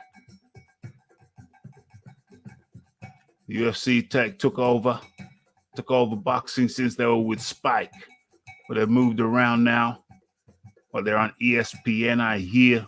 So that's a hell of a big platform. Hell of a big platform. Yeah, Nas was great, but he couldn't come back from defeat, though, could he? Nas couldn't come back from defeat. You know what I'm saying? That's one of the hallmarks of a champion, losing and then coming back, coming back to victory. Yes, sir. Yes, sir. I'm back again. I have another question for El Jefe, just to jump into what he said about the UFC being bigger than boxing. Okay. I just want to make sure you said that, sir, before I ask the question. Right now, Can you hear me? yes. Huh? Yes, it's even or yeah. Yes, it depends on who's fighting, but yes. Even or bigger, depending on who's fighting. That's what El Jefe's response is. Okay, well, tell me this. If they're so big, why is it that their biggest star, his biggest fight, is with a boxer? That's why I said right now. But if you take out Mayweather, is there any boxer bigger than McGregor? Yes. Joshua. Canelo. Bruh, come on, man. All you have to do is look at the numbers. How many pay-per-views has he sold in America? I'm sorry, brother. I didn't hear you. How many pay-per-views has Joshua sold in America? Or it doesn't matter. We talking pay-per-views, brother. We talking pay-per-views. Period. Now you can't change. Okay, how many has he done in the UK? I don't know that either, but I know he sold more than any of them UFC fighters combined. Nah, bro, you're trolling with that one. Joshua's not bigger than McGregor. Yes, he is. No, he's not, bro. Yeah, listen to me. Especially in America, come off a loss, listen to me. Anytime you could come off a loss and get paid $60 million, you are much bigger than some Irish punk. Bro, Joshua's known for getting knocked out by Ruiz, bro. That's the only reason he's known. No, that's not what he's known for. And that shows the ignorance of your youth and the fact that you have nothing else to say. And I'm not being disrespectful. I'm just saying that you're just saying that because you have nothing else to say and you can't back up your facts. No, bro, I could back him up. Look, hold on. Back him up right now. He sold 2.2 million pay-per-views against Khabib, bro, in the US. And I'm gonna tell you the UK number. Give me a second. The what? Yeah, go ahead. It doesn't matter. 60 million coming off a loss, and they built him a stadium in another country. Name a UFC fighter that has ever carried that much cachet. Name one. I told you McGregor, bro. Or you could say what's his bitch's name? Ronda Rousey, man. Ronda Rousey is bigger than Ronda Rousey was a wrestler, and she got beat by a boxer. Bro. She got beat by a boxer. I ain't trying. I'm a boxing fan, but I ain't no UFC fan. But I'm telling you the facts. McGregor is bigger than the Joshua, bro. No. You're telling me your facts. You're not telling me the facts. I told you the facts, bro, because he sold more pay-per-views than AJ. You told me facts, my dear brother. AJ versus Ruiz only did 1.8 million in subscriptions worldwide, bro. In the zones. We're not talking about pay-per-views in the US. Conor McGregor. Hold on. Conor McGregor versus Khabib sold 2.2 million pay-per-view sales in the US, plus another million in the UK, bro. You want me to bring this to an end? You want me to wrap this up with some reality? Yes, sir. Please. You want both of you guys? Bro. Wrap this up with reality. You want me? Go ahead, bro, because I don't want to body him, bro. Go ahead. You want some reality, El Jefe? I'll give you some reality. Okay. Oh, Twilight Zone. Okay. So, yeah, let me give you some reality then. Okay. So, El Jefe, I do believe you're right that UFC is coming up there. It's coming up with a bullet. I do believe that. However, I have to say I think you're wrong on the Conor McGregor being bigger than Joshua thing. Conor McGregor's biggest payday was how much? How much did he get against Floyd Mayweather? El Jefe. bro, but that's Floyd Mayweather. Of course, you're gonna get a little bit against Floyd Mayweather, and the UFC doesn't pay as much as boxing, bro. But That's we're talking about star power. McGregor's bigger, bro, than okay. AJ and the No, US. Okay. no, So, it's not. No, so I've just muted you, Troy. So, okay. So Conor McGregor's reputed biggest payday was against Floyd Mayweather. Yeah. Now they said it was alleged that he earned somewhere in the region of $100 million. That was the allegation for Conor. Allegedly, yeah, Allegedly, allegedly, yeah. allegedly. But in reality, was it that much? I doubt it. After taxes and what have you, and remember though, he had to pay half of that money to the UFC. He had to pay half of that money to the UFC. The UFC was under contract to UFC, so he needed to come to some agreement, and he reputedly, half of that reputed 100 mil went to the UFC. So let's just say it was 100. Let's just say it was 100. Okay, so 50 mil went to the UFC, and McGregor got 50 mil. Fine. Okay, so let's put that into context now. That was Conor McGregor coming over into boxing. His highest UFC purse is reputed to be somewhere in the region of $8 million. $8 million. So now Anthony Joshua, on average, he earns what? He earns around 20 mil for a fight. That's not the highest, but that's basically average, 20 mil for a fight. He reputedly got 85 million for the Ruiz 2 fight. Reputedly, 85 mil. But even if we cut that down a bit, let's say it was that was exaggerated. Let's say he was 65 mil. Still earning more than Conor McGregor. And still, when Conor McGregor fights in the UFC, his highest payday was reputed to be 8 mil. Joshua's average payday, 20 mil. So in their earnings, Conor McGregor is not in the same ballpark as Joshua. Profile wise, Conor McGregor really was up there, and he still has something of a profile. But Conor McGregor hurt his profile with his unsavory out of the ring activities, and so Conor McGregor's profile now it's a very cloudy one. It's a very cloudy one. It is said that he's not a hero in his hometown. Wait. How did he break his whatever he said, bro? How did he do it? How to do what? You said that he's not respected in his hometown because he broke. I don't know what. He's been involved in some unsavory activities. He's reputedly involved with some very. Yeah, mute yourself, El Jefe. I can hear you rattling in there when you're not talking. Thank you. So the hometown thing and his worldwide profile has taken a battering due to some of his affiliations. Is affiliated with some reputedly some unsavory characters, and of course he's had issues with certain ladies at a court case or more than one. Bro, but good news or bad news, it sells. I don't agree with it, but he sells, bro, and that's what we're talking about. We're not talking about if he's liked or not. Yeah, so he's not as advertiser friendly as he once was, and that's putting it very, very mildly. His reputation has taken a severe beating due to his activities outside of the octagon. His activities, the near riot he almost caused, injuring fighters, shattering a glass of a bus over in the USA. I believe that was New York, for a UFC meeting event. And prior to a UFC event, and some fighters had to be pulled out of that because they had injuries, sustained cuts, glass in eyes, as a result of the direct result of the actions of Conor McGregor. So his reputation has taken a severe beating. He doesn't earn as much as Joshua, and his reputation has taken a severe beating. So I don't think he has. His profile is what it once was, and his earnings, his income, do suggest that he doesn't have as high a profile as Anthony Joshua. El Jefe, you have the opportunity to return, and then we go to Troy Graham.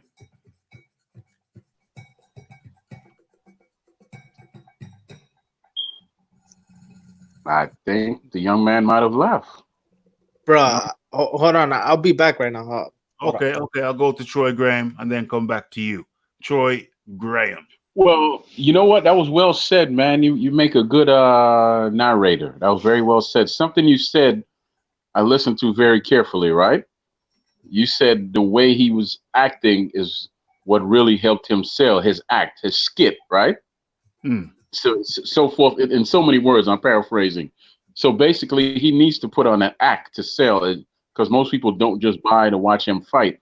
When has Joshua ever had to put on a different character, like say the Browns bomber or somebody else to sell?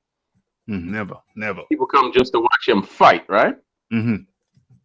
Pay-per-view.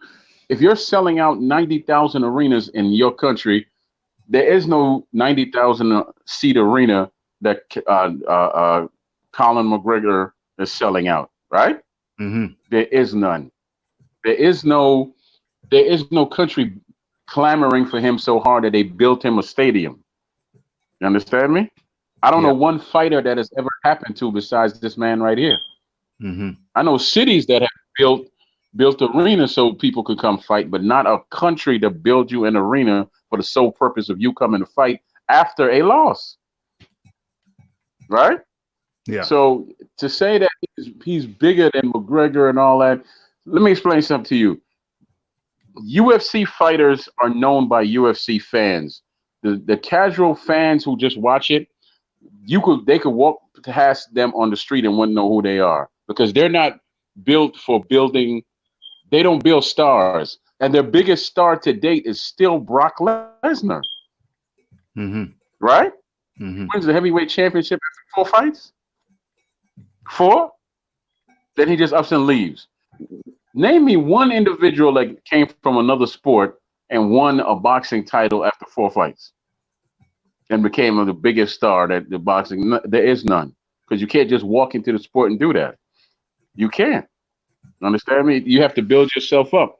And the difference between boxing and UFC is that the reason why boxing is beloved and all that, and people know Ali and all the other greats, is because boxing has always shared their history. What's the history of UFC? Does anybody know? Yeah, I know the history. It's not as old as the boxing history. You do because you're a martial artist, correct? Yeah. But I'm saying the sports fan, the average sports fan wouldn't be able to rattle off a bunch of information about, oh yeah, I know this person was a star in the UFC and that person. I got into the UFC because I saw a brilliant fluid fighter by the name of Anderson. Is it Anderson Silva? Yeah. Yeah, he was beautiful. That and the California Kid, who was complete opposite. He was helter skelter. But I liked him, Yeah. I liked the both of them, and that's why I started to go over there and watch it some more. And the brother that fought Saturday, Francis, help me pronounce his last name. I don't want to talk about that event because I still haven't watched it yet. Okay, well, no. Yeah. No, but I'm saying him as a fighter, he's basically living on his power for right now. I still think he needs to tighten up. And your boy from, I think, the UK, but he's Jamaican. You mentioned him before, Venom, Michael Venom. Yeah, Venom Page. Yeah, I think he's basically their Prince Naseem, but you said that he's blind in one eye, pretty much. Who's blind in one eye? Venom is blind in one eye. I never said that. No. Who? Okay. Who's the one you said went on a talk show and took out his eye and he had a bad eye or whatever? Michael Bisping. Okay, I'm sorry, I got them mixed up. But Venom, has he come back from his knockout loss yet or no? Yeah, he's come back. He's fought since. Okay. I'm just looking at Twitter. Anthony Joshua. Somebody said that Conor McGregor has Anthony Joshua. Conor McGregor has 8 million. Damn. 8 million what? I just looked up. Somebody said Conor McGregor had 8 million Twitter followers and Anthony Joshua has 3. Okay, well, you know what? So I've just looked that up and it's correct. That's great. That's great. But how many of those people from Twitter buy his fights? Deontay Wilder got a whole fan base and he got a whole group over there that support him. How come he never sells out? They call themselves the Wilder Army. You have an army, but you can't sell out. It's in your own hometown, own home state. You can't sell out. You ain't got too much of an army. It sounds like you have a clan, maybe. Maybe you have a crew, but you ain't got no army. 8 million, Right. 8 million. You can't ignore 8 million. I didn't realize it was that much. That's incredible. That's on Twitter. That's on Twitter, though, brother. That doesn't always translate into people who buy his fights. No, it don't. But that's a lot of people. That's a hell of a lot of people. Maybe his profile is higher worldwide than I had anticipated. Don ZB. What's up, Raphie? Long time. I'm muting you, Troy. Long time, Don ZB. It's all good over here, bro. It's all good over here. How are you? Yes, bro. I'm good, man. Okay. I'm good. How you been? I've been real good. I'm surviving the COVID. I'm having a good time with the COVID. It's kind of weird. It's like a holiday, unpaid holiday. I don't know, man. I can't lie. I'm kind of enjoying it. We have been having sunny days over the UK. I'm riding my bike every day in sunny days. There's hardly any traffic. It's kind of beautiful. That's cool, man. So what we talking about today, man? Well, I know. Have you been listening to the show? No.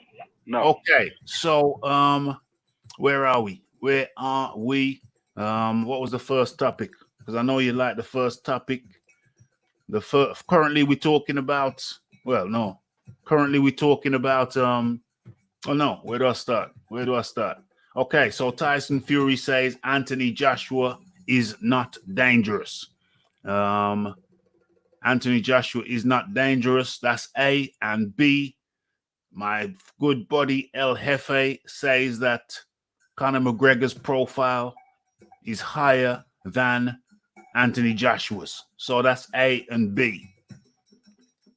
Okay, let me talk about A first.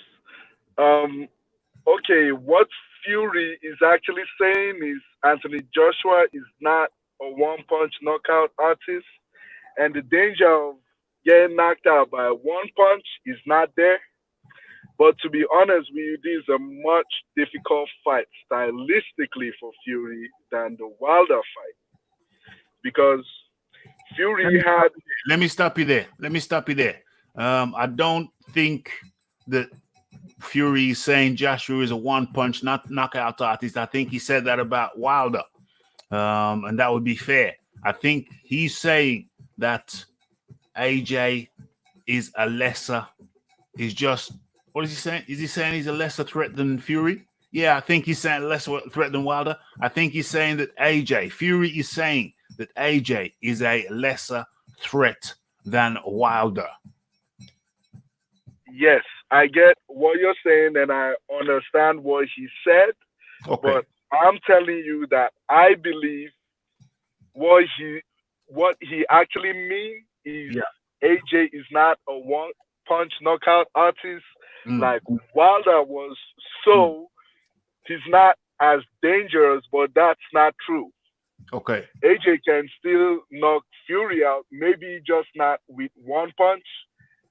And this is a much difficult fight for Fury because against Wilder, Fury had like 60, 70 pounds, between 50 and 70 pound weight advantage in both fights. The first fight he had about 60 pound weight advantage, and the second fight he had almost 50 pounds. So that was always an advantage for Fury, like the weight. So he's able to get close and rough Wilder up. With AJ, he's not gonna be able to do that because the weight advantage he would have over AJ might be maximum 20 pounds. And Fury is more of fat and AJ is more of muscle. So that's not really gonna count against AJ because he's straight muscle. So I think Fury's best game plan against AJ is to just box and just win rounds. If he's trying to fight AJ the way he just fought Wilder, he might get stopped. Yeah, I hear you. So what's the keys? What's the keys to victory for Joshua? Okay, I saw an old interview AJ did. He said if he was to fight Fury, he was just gonna go straight for the knockout, which I think that's the best game plan. Go to the body. You see, that's something Wilder never did against Fury, was go to the body. And I think that's Fury's weak point, his body. And I think AJ is the right guy to go to the body. So I think AJ would go to the body and then mix it up, go upstairs once in a while, and basically be the aggressor. Like I said, if Fury tries to do anything other than to box AJ, he would lose. If he goes there and he box, I would pick Fury to win. If he does anything other than run and box AJ to a boring decision, he's more likely to lose if he doesn't stop AJ. I hear you. Okay, over to Troy. Yes, sir. Yeah. Want to jump in before I start eating. Yeah. As far as the weight goes, Wilder for the second fight came in at 230. Fury allegedly came in at 273, so it was only 40 pounds. That's not really. Yeah, you're a heavyweight, so you know that's stuff you have to deal with. The first fight was 256 versus 213, so that's 43 pounds, around the same amount of weight, right? But it's not weight why he lost. He lost because of the skill level. Joshua has more tools that he brings to the fight, and Fury knows that. So he's just simply talking because he's a great marketer, and like you said, he's a showman, right? Yeah. So that's what he's doing. He's selling the fight. He's a basically he likes to play the part of a payaso, which is a clown. You know, I might have pronounced that wrong. He's a clown, but he's not a clown. He knows exactly what he's doing, right? You know what he's doing. He's a salesman. He'll try to sell you water while you're swimming. You know, he's a salesman. He knows exactly what he's doing. But I don't see Fury beating him because if Joshua could cut off the ring on him and just keep wearing out his arms and his body, then you know ain't gonna be too much of a fight because he's not a puncher. Because people don't realize as big as he is, he never plants his feet. That's why he doesn't. You know, he's not knocking a lot of people out. His thing is he wants to hit you as much as he can and then get out. That's what he does. He rarely plants his feet to throw a punch. Who's he? Fury. Okay. I'm gonna jump because I'm gonna eat my dinner and I don't want to chew in anybody's ear or anything like that. But yeah, that's cool in the gang. Glad that you had the time to jump on, Troy. Much appreciated, and see you on the next one. That's Troy Graham. Yeah, man, I'm still gonna be here, man. I'll be in the chat room, but I gotta go take care of these smoked wings. They calling my name, brother. I hear you, man. I hear you. Take care, Troy. Speak to you in the week. All right. Okay, so that was Troy. That was Troy Graham. Fury is not a puncher. He's a wrestler. Name. That says God of War. Okay, so Don ZB, you're still here. So what about the popularity? You're over there in the US of A. So you have a better grasp of the popularity of Conor McGregor and Anthony Joshua. I just looked up the Twitter numbers, and Conor McGregor has 8 million Twitter followers, and Anthony Joshua has 3. I'm not saying that's I'm not saying that's representative over the whole of social media.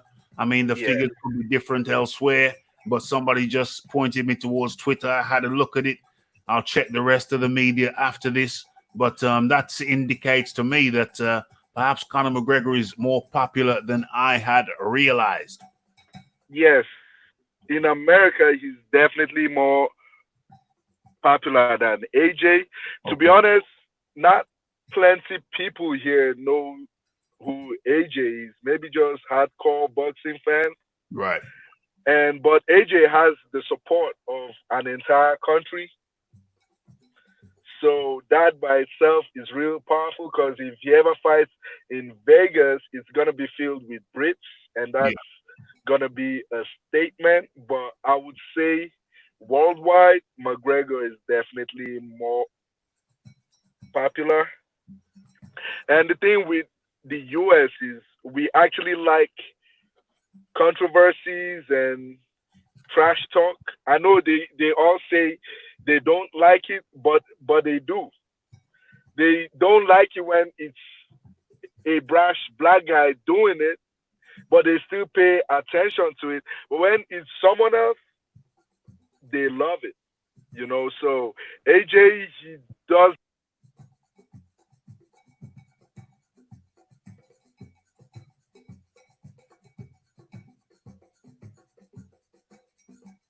Okay. So Don ZB has gone quiet. Must have lost his signal. So we've Hello. hello. Yeah. Can you hear me? I can hear you now. Yeah, but we lost. Okay. I Yeah. said AJ does not have the personality that Right. most Americans like. He has the looks, Yeah. but you need to make noise, and he doesn't do that. So it's gonna be difficult for him to be extremely famous here. He would have to come here and do some something something huge like Fury. The fight Fury had with Wilder that boosted Fury's popularity. Like before then, they kept trying to say Fury was famous. No, now after that fight, a lot of people know him. You know, Mm-hmm. so A lot of people know what. Fury, Oh. yeah. Oh. Plus, Uh, Fury is a little bit brash and outspoken, and people like that in America. You yeah. know, Yeah. Yeah. They like the brashness. They like the controversy. It's fascinating though. It's fascinating. I know McGregor was big in UFC in mixed martial arts circles, but I didn't quite know how. I didn't know it was that. I didn't know it was that popular. But he really, honestly, Dubois. okay, Connor was already big in the mixed martial arts circle. Yeah. And then when he started calling out Floyd and he finally fought Floyd, now that really amplified his Popularity. yeah. And in fact his Twitter followers they were not more than 5 million before the Floyd fight. After the Floyd fight they were somewhere around 6.7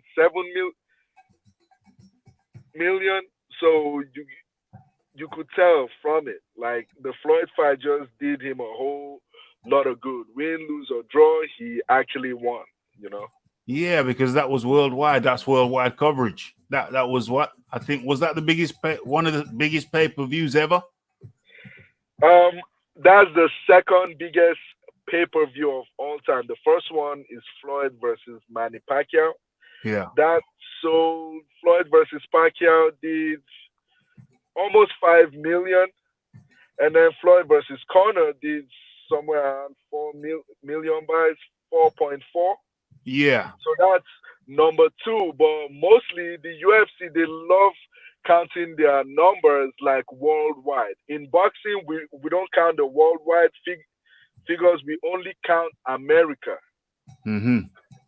That's why Dana White said that fight did 6 million. That's because he's adding the UK, Ireland, and everywhere. But in boxing, we don't count those. Like the main numbers are the numbers that came out from the country where the fight actually happened.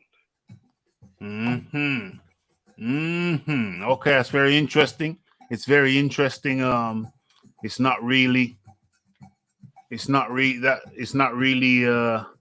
germane to Tyson Fury, Anthony Joshua, Deontay Wilder, but it's not really this topic about Joshua versus McGregor. It's not germane to that topic, but nonetheless, it's an interesting sidetrack. It's interesting. I never really looked into social media figures. I'm not really big on social media, although I've had to start using it now to promote the channel, and I do. But it's fantastic. It's amazing. It's amazing what that Mayweather fight did for Conor McGregor. It's absolutely amazing. Instagram, McGregor 31 million, whereas AJ 11 million. Damn, it's fascinating. That is totally fascinating. So what that tells me is there's plenty more growth. Plenty more growth. Nexus 1 up in the building. Mick up in the building. I think Mick's new here. Hit that subscribe button. Follow me on Twitter. Yeah, so it's fascinating stuff about this social media thing. I mean, it's actually quite interesting. It shows that Anthony Joshua has got plenty more room for growth. He's doing well already, but damn, there's so much growth opportunity out there. So I can see why he's taking the thing on the worldwide tour. So much growth opportunity. That's amazing. That's incredible. Can I say something real quick? Yes. You know what? What would have really boosted AJ's popularity here was if Wilder had beat Fury and AJ came and beat Wilder. Mm-hmm. That would have done him a whole lot of good. Yeah, I can see that. I can see how that would work. Yeah, it's fascinating. Boom. Yeah, we got a new subscriber. Excellente. We have all kinds of different points of view over here at Raphael Dawkins Combat Radio. Apologies, McGregor is 36 mil. Yeah, that's a hell of a lot of numbers there. AJ needs a big fight in Africa. Yeah, that's on Instagram. Yeah, absolutely. Yeah, so lots of food for thought, lots of room for growth for Anthony Joshua. We see him as a big success, but damn, there's so much more that can possibly come. Okay, so I think Don ZB, you've come in and that's brought us to the end of the show. We got 2 hours. It's been nice and snappy and sharp. Glad that you could join me. I was joined earlier on by El Jefe. By Eric, by Unbiased Boxing, and of course, just now Troy Graham, and now with the prodigal son Don ZB. He's been away for a while, but good that he has made an appearance back over here. I'm glad that the Fury. I think the Fury fight kind of got Wilder guys on a down low. You guys disappeared, Don ZB. No, man. I still kept showing up. Remember? I still kept showing up. Now, I actually wanted us to touch on a touchy subject, but go ahead. Okay. Go ahead. Touch on it. What do you think about this shooting of this 26-year-old kid in Georgia? Yeah. Okay, I'll talk on that. I think that over in the USA, it's you know, with YouTube, sometimes you click on a certain video. I clicked on a video of deer jumping through windows in people's houses, just boom, jumping through the window. They're in the house and then they jump out another window, smash the place up and go. Accidentally, they don't know it's a window. It looks like air to them. Jumping into businesses, jump through windows, smashing the windows, crashing in, scaring people half to death. I clicked on one of those videos and then I clicked on another one and then boom, my recommendations were all about deer jumping through windows. But well, something similar happened with an American false arrest, or the cops over in America, they're crazy when it comes to killing people, people of color. You know what I'm saying? They shoot first and ask questions later. That's how it seems. So I clicked on one of those videos, and it just my notification became filled with these videos of cops killing motorists of color, and then it became one of my favorite genres, just looking at the craziness, looking at the dash cams, looking at the police cams, and then looking at the very light sentences that these cops get. If they get a sentence, they often don't get no sentence. Oftentimes they fabricate stuff when the camera's not rolling, so we never know when the camera's not rolling. Even when the cameras are rolling, they're fabricating stuff. They said he reached for this, he reached for that, he reached for a gun, but there was no gun in the car. So long story short, I'm fully aware of the iniquities and the unequalness of American society when it comes to people of African origin. Let's put it that way. I'm fully aware of that, and I'm kind of disgusted that things haven't gone, that the society is not as equal as it should be. I'm kind of disgusted by it, and I think it really, the law over there, the lawmakers, it's all rigged over there. It's rigged. If a person of color goes into a court for criminal punishment, it seems that the sentences are disproportionate to the wider community. But I'm saying that people in America, they really have to understand the situation they're in. They really have to understand that they really have to get their kids into law.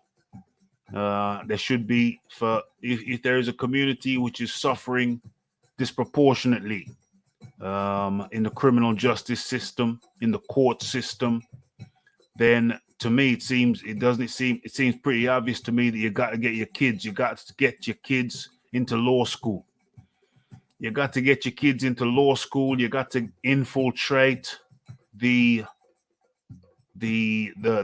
organizations. You have to infiltrate. Right. You have to infiltrate the organizations which are used as a tool of oppression for Americans of color. You have to have solicitors. I don't understand how people aren't raising their children to be lawyers. I don't understand how people aren't raising their children to go into the police force. Those organs of oppression have to be infiltrated. I don't understand how a Black American wouldn't want their kid to get into these organs, these tools, these machines which seek to oppress them on a daily basis. Phil Walker is in the building. How do you do, Phil? What's up, fellas? What's up, man? Been tuning in, and I decided to drop in. I'm on my way to work, so let me drop in and chat it up with Raphie and the crew, man. Yeah, man, definitely. We talk some boxing, and now we got a little bit political. We've got a little bit political, but it's okay because we chop up all kinds of shizzle over here on Raphael Dawkins Combat Radio, boxing related, combat sports related, and not. And right about now, we're talking about the guy who got the black jogger who got followed by a couple of guys, some white Americans, a couple of white American males. Got followed by them while he was jogging. They both had shotguns, and one guy approached him with a shotgun. He was fighting him off. The guy started shooting and shot him, killed him.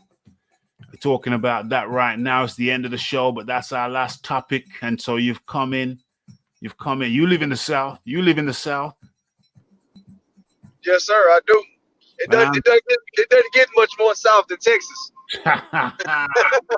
I'm saying my solution to the thing. One of my solutions is I don't understand how more Black Americans aren't getting their kids into these machines, these organs of oppression, the police force, the courts. To me, it seems like a high priority that Black Americans should be funneling their children into that direction. You have to infiltrate the tools of oppression. Yeah, or it's ways to do it. I think, because a lot of people, man, down south, as far as from what I can know, the people that I hang around, they would much prefer not to be a police officer because the police are portrayed to be so bad down south, Yeah. to urban communities and African Americans and Hispanic and Latinos. You understand what I'm saying? So I know people would prefer not to go down that route, but just like anything, if you don't know how to do something, you got to always, educate yourself just as far as the way laws are and just the way society runs in general. At the end of the day, that was an unfortunate situation. But with that being said, it was no way this individual could have known that was going to happen or could have even avoided it, because at the end of the day, he just going out, doing what he do everyday deal, just going out trying to stay in shape, and jog in his own neighborhood. So for that situation to occur and for somebody like that to live so close to you, it was only a matter of time. If it didn't happen to him, it's gonna happen to somebody else. Yeah. So what, you got any solutions? You got any solutions to minimize those types of occurrences? Well, the main solution that I probably would offer is know your rights, know your laws. And as a law-abiding citizen, I exercise my Second Amendment right, and that's the right to carry. So, let me give you a quick story, right? So, my brother's father-in-law, him and his wife, went out to the pier and they wanted to do some fishing and some crabbing. They retired, just wanted to have a good time with one another. Well, during the process of this, he was at the pier and his wife was going back to the truck to get some supplies. During the course of this, and this just happened less than a month ago, during the course of this, a guy approached his wife with an assault rifle, told her to get on the ground, and he was going to rob her. Well, instinct. Come again? No, I said you cut out there, but come back in, Phil. Oh yeah, no, yeah. What did I leave on? What's the last thing you heard, Ralph? He told her to lie down on the ground. He was gonna rob her. Oh yeah, told her to lie down on the ground. He was going. Instinct told her to take off running because she'd been held at gunpoint. So she took off running toward the truck. Okay, she's screaming. Her husband turns around. This guy is literally firing shots at her while she's running. Wow. Okay.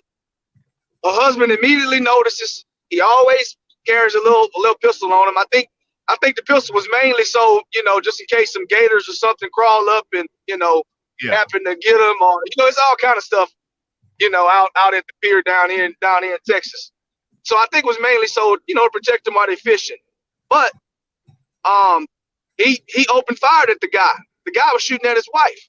Yeah. If he wouldn't have had his protection, I think him and his wife could have possibly died that day. So, I think violence is not always the solution. But, like I tell people, guns aren't a gun should only be used in self-defense. Okay? Only in self-defense. That's to protect yourself or your family. That's the way I look at it. And that's the way they teach us in, concealed carry class. You understand what I'm saying? Yeah. I think that's a part of the education that in our community as blacks, we've always been taught that guns are bad, because so many young brothers in my neighborhood fell victim to gang violence or gun violence. But at the end of the day, a lot of those guys wasn't educated and they wasn't living as a loyal citizen. They wasn't productive in society. You understand what I'm saying? Yeah. So, educate yourself, man. Just know that you are allowed to carry. If you're a law-abiding citizen, you haven't broke, you're not a felon or anything like that. You should educate yourself always on the law. You need to know what happened. If you do have a situation like this that occur, I think that's the best way to handle a situation like that specifically. Now, when it comes to police officers and stuff like that, that's a totally different story right there. And I know this is the end of the show, so we'll save that for another time. Yeah. Yes. So hold on. This guy in Georgia, was he seen coming out of a building under construction? And then he started. I don't know exactly what happened with him, but I can tell you this for sure. From the video I've seen, I'm sure everybody's seen the same video as me, and I've been following it. These guys say somebody called and said that this guy was burglarizing.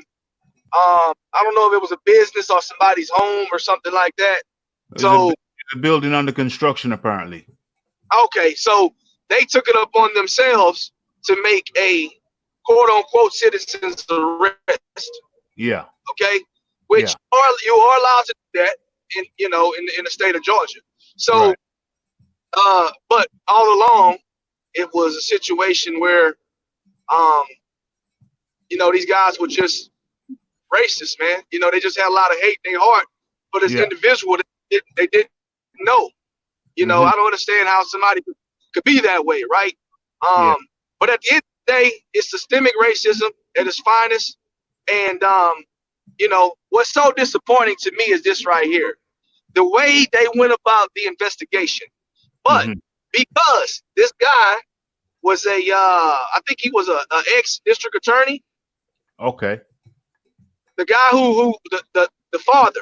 No, he was an ex-cop. He was an ex-cop, an ex-investigator. He was a cop. Okay, yeah. So, he knows how the system works. So when he went in, he knew exactly what to say in order to, manipulate the entire judicial system. Right. And, the district attorney deemed that, okay, this was justified. It was in self-defense or whatever the situation may have been. But he was educated on that. You understand what I'm saying? Yeah. So knowing the system, knowing how the system works means a lot. And of course, people in higher positions, so of course they look like him, they're buddies with him. And they just kind of said, okay, well, yeah, we know you to always be a great guy. You put your life on the line for the shield, all this other stuff. But at the end of the day, whenever you have a murder that's involved, these guys need to be as thorough as possible. Okay. And they wasn't. And that's unfortunate the way the investigation went, because it wasn't fair to that young man and it wasn't fair to his family. So educate yourself, man, on your state laws, your federal laws, and that will bring you one step closer to getting justice in any kind of situation that's unjust. Education is the key. 100% education is the key. I don't know about any burglar that goes out on foot. How are you going to take the boot? How are you going to take the booty? How do you get the loot? How do you get the loot away from the property? I don't know. It's possible. I suppose people do that, but I don't know. And how do burglars operate in the COVID-19 era when everybody's locked in at home? I don't know. I guess it's possible, but to me, it seems a tad unlikely. The authorities did nothing until the video was shown to the public. Very, very unfortunate indeed. There's another comment that I want to say. What's this? That's not true, Raphie. My niece just became a lawyer, and I have several family members in law enforcement, and that don't change much. The system is rigged inside out. America is very racist. Yeah, I Can I think jump in, Rafi? yes, yes. Yeah, there was a cop, not a black cop, but he's kind of black, so I'll just say black. A cop accidentally shot a white female. All right, Don ZB, sort your sound out, my friend. Sort your sound out. I can hear your mic rubbing, and it's kind of messy. The sound is kind of bad. But I'm gonna go to you again. I'm gonna unmute your mic now. Okay, so if you, yeah. Okay. Yeah. There was a black cop. He accidentally shot a white female, like just the same way he said he was scared for his life because she startled him, and he went to jail straight up, man. This just happened recently. He went to jail, no investigation of, oh, let's find out what really happened and this, that. But you see the double standard clearly, you know. So if you're a black lawyer, black cop, whatever, you still black. There's no doubt in my mind. There's no doubt in my mind that America is a deeply racist country. There's no doubt in my mind. I think the evidence is there. I remember that woman who went into a man's apartment. He lived in the same apartment block as her. Shot him dead in his own apartment while he was watching TV, and she only got 10 years. Yeah, that was Amber Geiger. Yeah, that happened in I believe Dallas. Yeah. Walked into a man's apartment, not her apartment. Walked into a man's apartment. Neighbor. He was a neighbor of hers. He either lived upstairs, downstairs, on top of her, or below her. Walked into a totally different, somebody else's apartment. It was a neighbor, a black male. Shot him. Says that she thought she was in her own apartment. How are you going to walk into somebody else's apartment with different furnishings, different everything, and say you thought you were in your own apartment? It was the biggest load of crap I've ever heard in my life. Shot him dead, and she got 10 years. American police have a habit of killing people of color. That is my observation.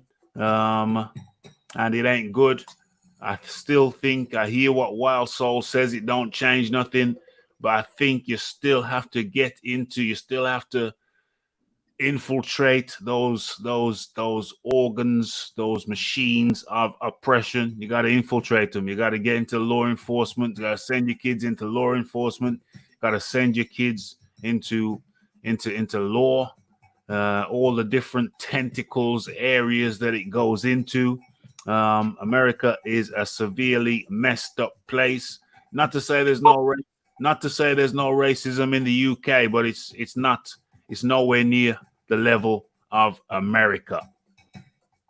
So Ralph, now that you say this, this is the deal right here. As far as infiltrating those those organizations, those machines that you call them. To me, the best way to make change is to get very, very political. Yeah. We don't have very many, black, Hispanic, Latino leaders that decide to take that route. You understand what I'm saying? As you can be a police officer, you can be a lawyer. My lawyer's a young lady I went to school with, black young lady, very brilliant. But at the end of the day, she's only there if I need her or when I get in trouble, right? As far as a police officer is concerned, officer of the law, whether it be CIA, FBI, local, sheriff, deputy, whatever the situation may be, a lot of those times in Texas, those guys are minorities. So believe it or not, these guys are fighting battles themselves, going to work every day because every day, because again, as you mentioned, it's systemic, man. They only see us one kind of way. So I think the younger generation should go more into politics, because the only way a lot of these laws get changed is if somebody brings them to the forefront. You have to have and you don't even have to be in politics. You just need someone that's going to represent you in the proper manner. And it could be a Caucasian person, somebody that's not, a minority. But if you have the right representation, somebody that's, equal rights, then I think that'll go a long way. But we need to get more involved in our communities. We need to get more involved in voting. We need to get more involved in knowing what's going on. We need to be more involved in every time they have an election. Most of the time, people only vote when it's the major election, when it's time to pick the president. Mm-hmm. But at the end of the day, they constantly having elections. You go and educate yourself, get involved in your community, and put the right people in place and advocate for the right people to be in place that's going to fight for everybody in the same manner. But stuff's got to change, and I think that's one way it can change. Okay. Responding to sentencing. What I see is that I see people getting shot in the back. I've seen live videos of cops in America shooting people of color in the back, unarmed people, and making up stories that the person was armed or the person tried to get their tase, and stories of that nature, when in fact they were dealing with unarmed people who were trying to get away from them. And I've seen multiple murders on video where originally the cop put in a totally different story. And then when the video emerges, you see that it was a case of a cop shooting someone who was unarmed, and there was no indication that they were armed. And those cops have oftentimes walked away on the basis that I feared for my life. I've seen it multiple times. Cops go into court with shot unarmed people, and they said, American cops, I feared for my life. In the most ridiculous situations, people being shot when they're nowhere near any object, their car, nowhere near it. People running away from a scene, trying to get away from the cops, get shot up in the back. Cop fabricates a story, and it's okay. Then eventually, sometimes on a few occasions, the footage emerges, and then they have to go to court, and sometimes they walk from court when the evidence is clear that the individual, there was no gun. No, but I feared for my life. And the only time it seems then that these things are brought to light are when video footage emerges. And even then, sometimes they get away with it. Even then, they oftentimes get away with it. So there needs to be, like Phil said, people need to get involved in the law in all its facets.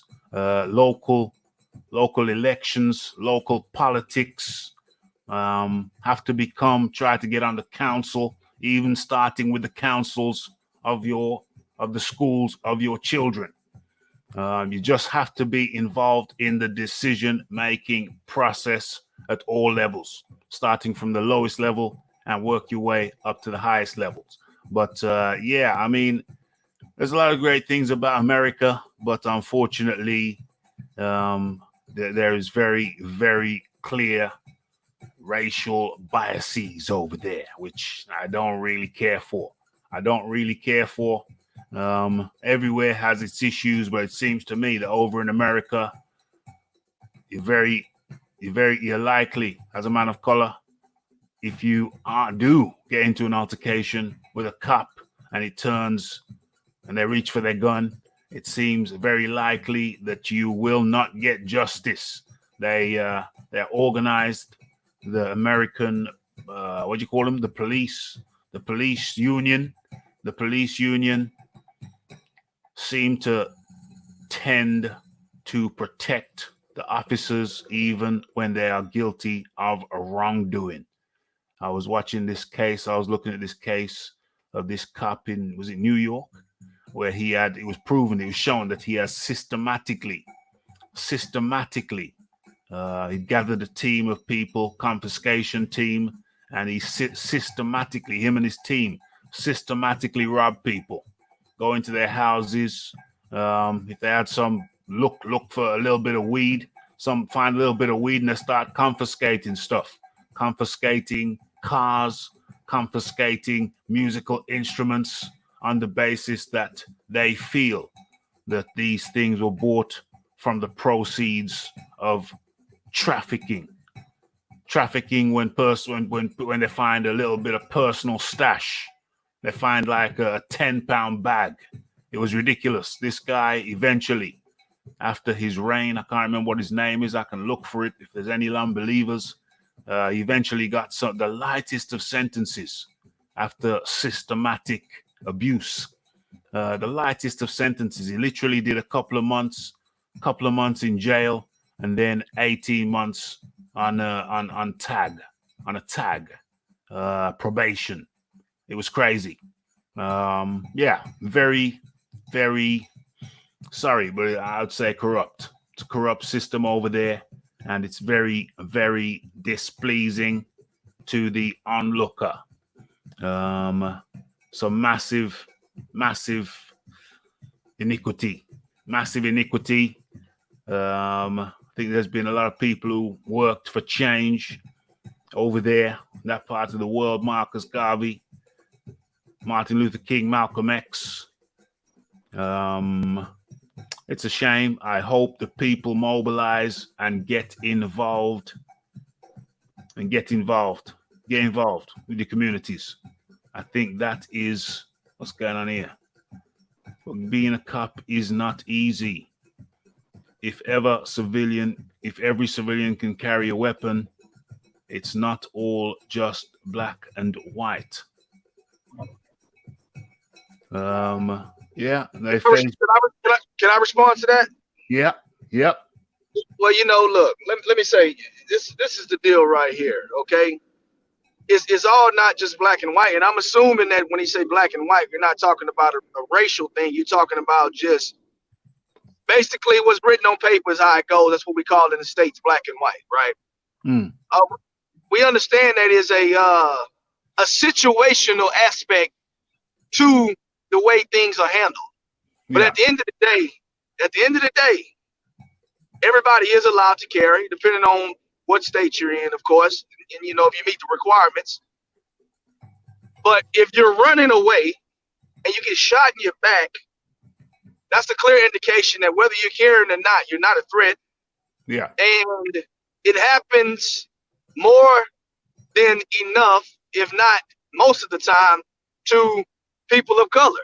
Mm-hmm. So, I mean, at the end of the day, I understand that being a cop is not an easy job.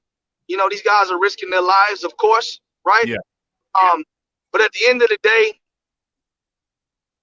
it's a way to go about doing things a certain way without having to pull your gun on somebody that's running away from you. Yeah. And then, what's the issue with people lying about the police report? So, it's no excuse for that, right? Yeah. So, I mean, at the end of the day, I understand, I respect, police officers, I understand they risk their lives, but I think these guys do get somewhat of decent training, but a lot of times they go out and they freestyle, man, and they know that, and they know that, and they know the law, and they know that it's a great chance that they're going to get off. And if they don't get off, they're going to get minimum sentences or even so slaps on the wrist. Yeah. So it's no consequence for doing these things that they're doing, and that's one of the biggest things that that's got to change. Yeah, hell yeah. I just hope that people can mobilize, people can get involved in politics, in all the tentacles of the law over there, people of color, because it seems like it's open season over there. Seems like it's open season. We see it from abroad. We see the videos. We see what's going down, and it ain't good. It ain't good. Cops shooting people in the back. Predominantly people of color. I saw this one video clip where there was some hillbillies. Cops pulled up on some hillbillies, some white cops on some white hillbillies, and there was a bunch of them, and there was some big hillbillies. There was some big old boys, big and fat. And it looks like, I don't know if there was some kind of militia, because one of the guys, rather than acquiesce to the police, one of the guys starts to attack a police, and there was a bunch of police. And I thought, OMG, there's going to be a shootout here. A lot of people are going to die here. These guys are going to get shot up by the cops. And I looked at the fighting technique, and there was some fighting techniques I recognized came from books, and all of these guys were using this technique. And it was some kind of militia fighting technique. It wasn't traditional fighting. I'm not going to say what type of fighting it was, but I could recognize that style of fighting from some militia handbooks. And rather than the police pull out their guns or even tasers, you know what they did? They just fought this big bunch of guys with their hands. It seemed to me that they would do anything to not shoot any of these guys who were physically attacking them. And it was a marvel. It was amazing to see how these policemen, it's like they didn't want to shoot. They didn't want to shoot one of those guys. And it seemed very, very different. It seemed very, very different to the scenarios I've seen where cops pull out their guns and shoot men of color in their back like it was nothing. But that's America. That's America. That's unfortunate, man. That is absolutely 110% America. That's America. I don't know how it can be still like that. I don't know how it can still be like that after years of trying to achieve civil rights, but it ain't there yet. It ain't there yet. You're just scratching the surface. You got a long, long way to go over there in America. I wish you the best. I wish you the best. That's all we can do from a distance. Just wish you the best. And I hope that you guys over there do the right thing. Get involved with your communities on every level. Hey, real quick. I know we're about to wrap it up. No, I just want to address something first. How about the police killing 9 people from 2 motorcycle clubs in Texas, and those were white clubs? Yeah, I'm sure it happens. I would imagine those guys were known to be armed, probably drug dealing, probably known to be heavily armed, known to be serious drug traffickers. I would imagine they knew that they were on high alert when they went in there, so they shut up the place. Yeah, I'm sure that happens. But more often than not, it appears that they're more trigger happy with people of color. That's my observation. Over to you, Phil Walker, as we bring this thing to a close. Yeah, I know about that situation that Marla's speaking of. The way that whole deal went down, it wasn't like, a random traffic stop or just, a police officer harassing a specific individual. This was a group of guys that got into a shootout with cops. Okay. Yeah. I won't go into details or anything, but that's a very, very different scenario than I would assume what we're discussing right now. Look, at the end of the day, for any individuals that's listening to this that live in the States, if you're ever pulled over by an officer, I recommend that you immediately start recording, okay? And depending on what and why they pull you over, you need to also request their commanding officer for that particular night, okay? Now, typically, the commanding officer is supposed to be someone that's going to, I guess you could say, ease a tense situation, or is going to be somebody that's going to try to not, of course, not instigate a situation, but make both parties feel comfortable. Okay, if you ask for the commanding officer, you indicate to the officer that's pulling you over that, hey, bring more police. I'm not comfortable. You know, anytime you want to bring more officers in, it indicates that you're not a threat to them, that you feel threatened. You understand what I'm saying? Or you feel that they're going to do something unjust. Okay, also, if they also pull you over and say, hey, I pulled you over for switching lanes without a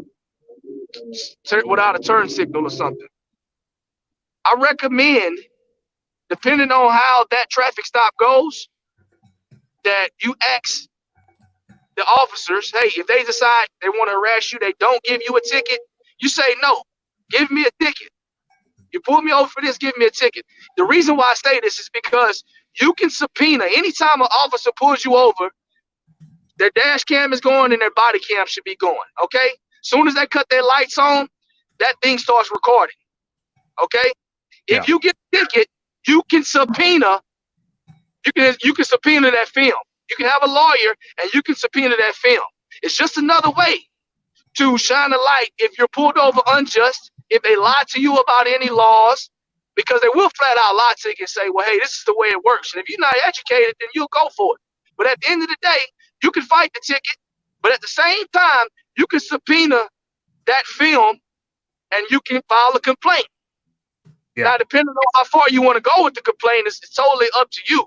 But you need to bring light to guys that are just specifically harassing people for no reason at all. Just some kind of just a few tips, you know, that my lawyer has, you know, discussed with me that can help you in the long run. Just want to put that out there.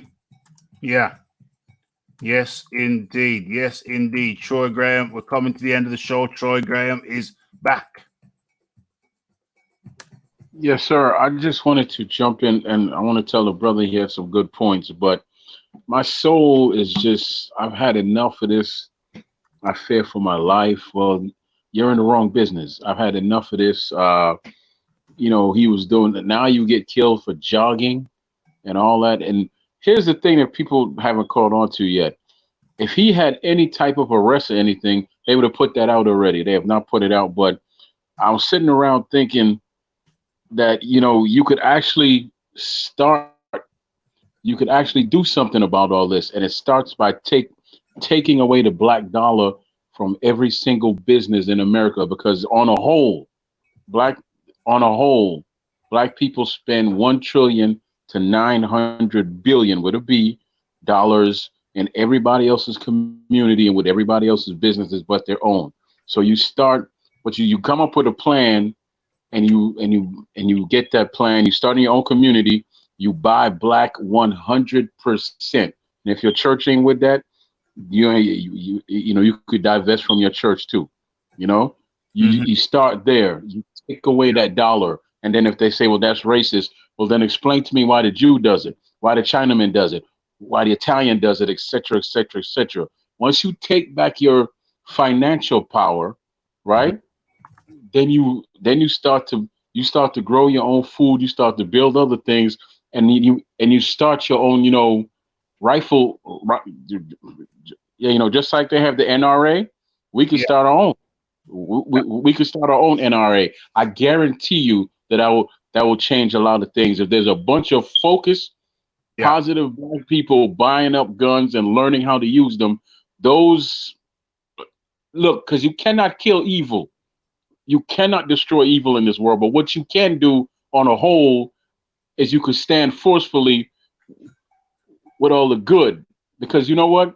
I don't believe in marching anymore. I don't want to hear no more marching. Don't want to hear no more singing. I don't want to hear a black leader, because if they kill your leader, then what? What you do is you come up with a plan that could be passed down. So if they kill me, they kill anybody else, guess what?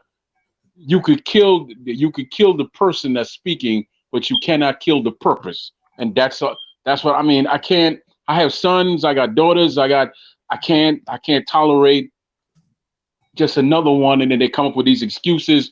Oh, Oh yeah, well, we thought that he fit the description. I've been fitting the description since I was 12 years old. You know, and I still fit the description at 49. You understand me? So I don't want to hear any of that. I don't want to hear you feared for your life. I have two brothers that are police, and I have one brother that was murdered by the police. So I actually come from both sides of this damn thing, and that's why. Yeah. And I can't deal with any more talk. If you want to do something, I don't want to hear the nonsense about everybody need to grab their gun. No, shut up with that foolishness. What you do is you come up with a foolproof plan and you take your money away first. That is where the real power is. Take that black dollar away from I'm talking about Walmart, McDonald's, take it away from them. Take it away from them, right? And if you could hold that needle for a year or 2 or 3, guess what? They'll say, okay, well, maybe we need to go. And then as soon as they come and say that we want to talk to you, you say, no, you're going to talk to us because it ain't no you. And at that point, they're going to realize, wait a second, things have changed. They don't have a head to chop off. They have heads to chop off, and they're going to try and separate you at that point. Don't let them separate you. You stand strong. If you kill one, then you kill all. And I mean that with everything in me. But I can't keep going because I can't deal with this. I can't. Because on the whole, I'm sick of seeing us cry over the same shit. And I'm a man, so I'm fine with pain and all that, right? I'm sick of seeing these black people turn around to these people that have killed their family members and hug them in court and tell them how much they love them and we forgive you because I got God in you. I got God in me too, but I will burn you, I will kill you, I'll do whatever it takes in my own mind. I'm talking about now just to get over my pain, but I'm not hugging you. I'm not loving you at all. Don't come near me. Don't come near me. I'm sick of seeing that. Why is it always the victim, us I'm talking about, that always has to show them some kind of compassion? Okay. I don't know one cop that turned around and said, I'm sorry for shooting your son 54 damn times. Okay. So we've I think everybody's had their say. Final words, Don ZB.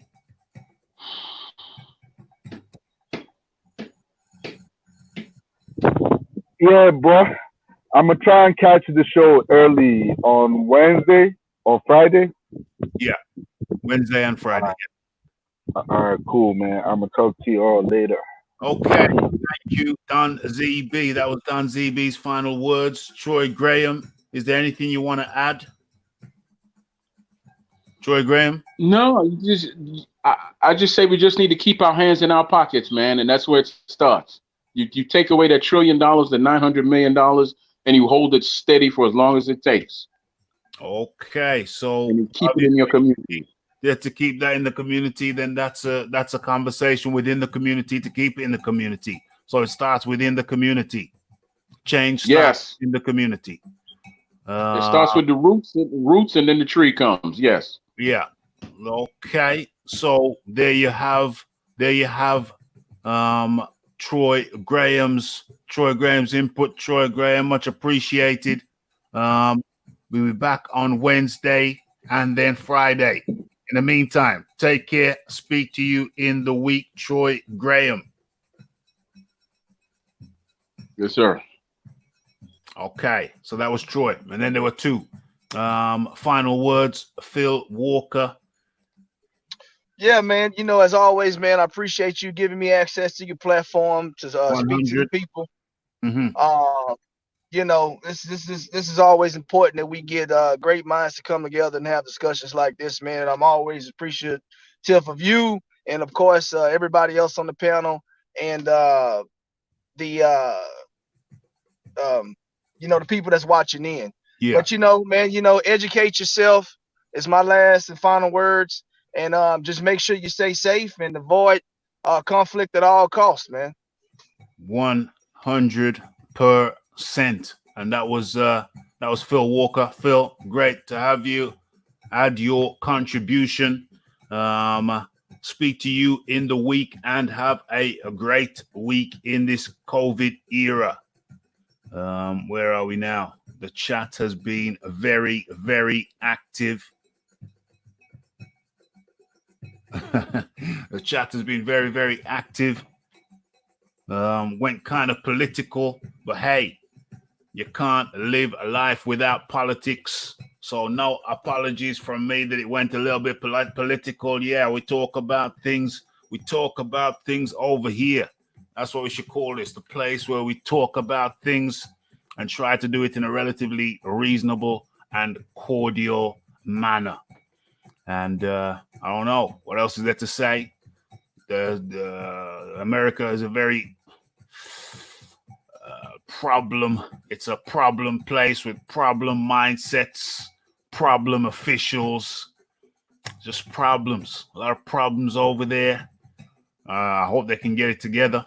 I hope they can sort themselves out, do what they need to do. Yeah. Okay. And what else? What else is there to say? This is a place where the good people congregate. 100%. And I'd like to thank everybody who jumped onto the panel, and everybody who jumped into the chat, everybody who smashed like, everybody who smashed subscribed, and everybody who likes to come where the good people congregate. Okay, so what else let's say? This was a boxing talk with Raphie 122. Talked about subjects like Bob Arum putting the proposal on the table that PPV should be reduced. We talked about Naseem Hamed, calls himself the self-proclaimed prince. Is he talking like a hater? Is he a hater? We talked about Tyson Fury saying Joshua is not dangerous. Well, some of us begged to differ. And so that was another one in the bag. I have a talk with interview Q&A with Rick Glazer on Wednesday. And on Friday, it's boxing talk and classic fight review. That's on Friday. But for now, it's been another good one. It's the Lisa Bayliss.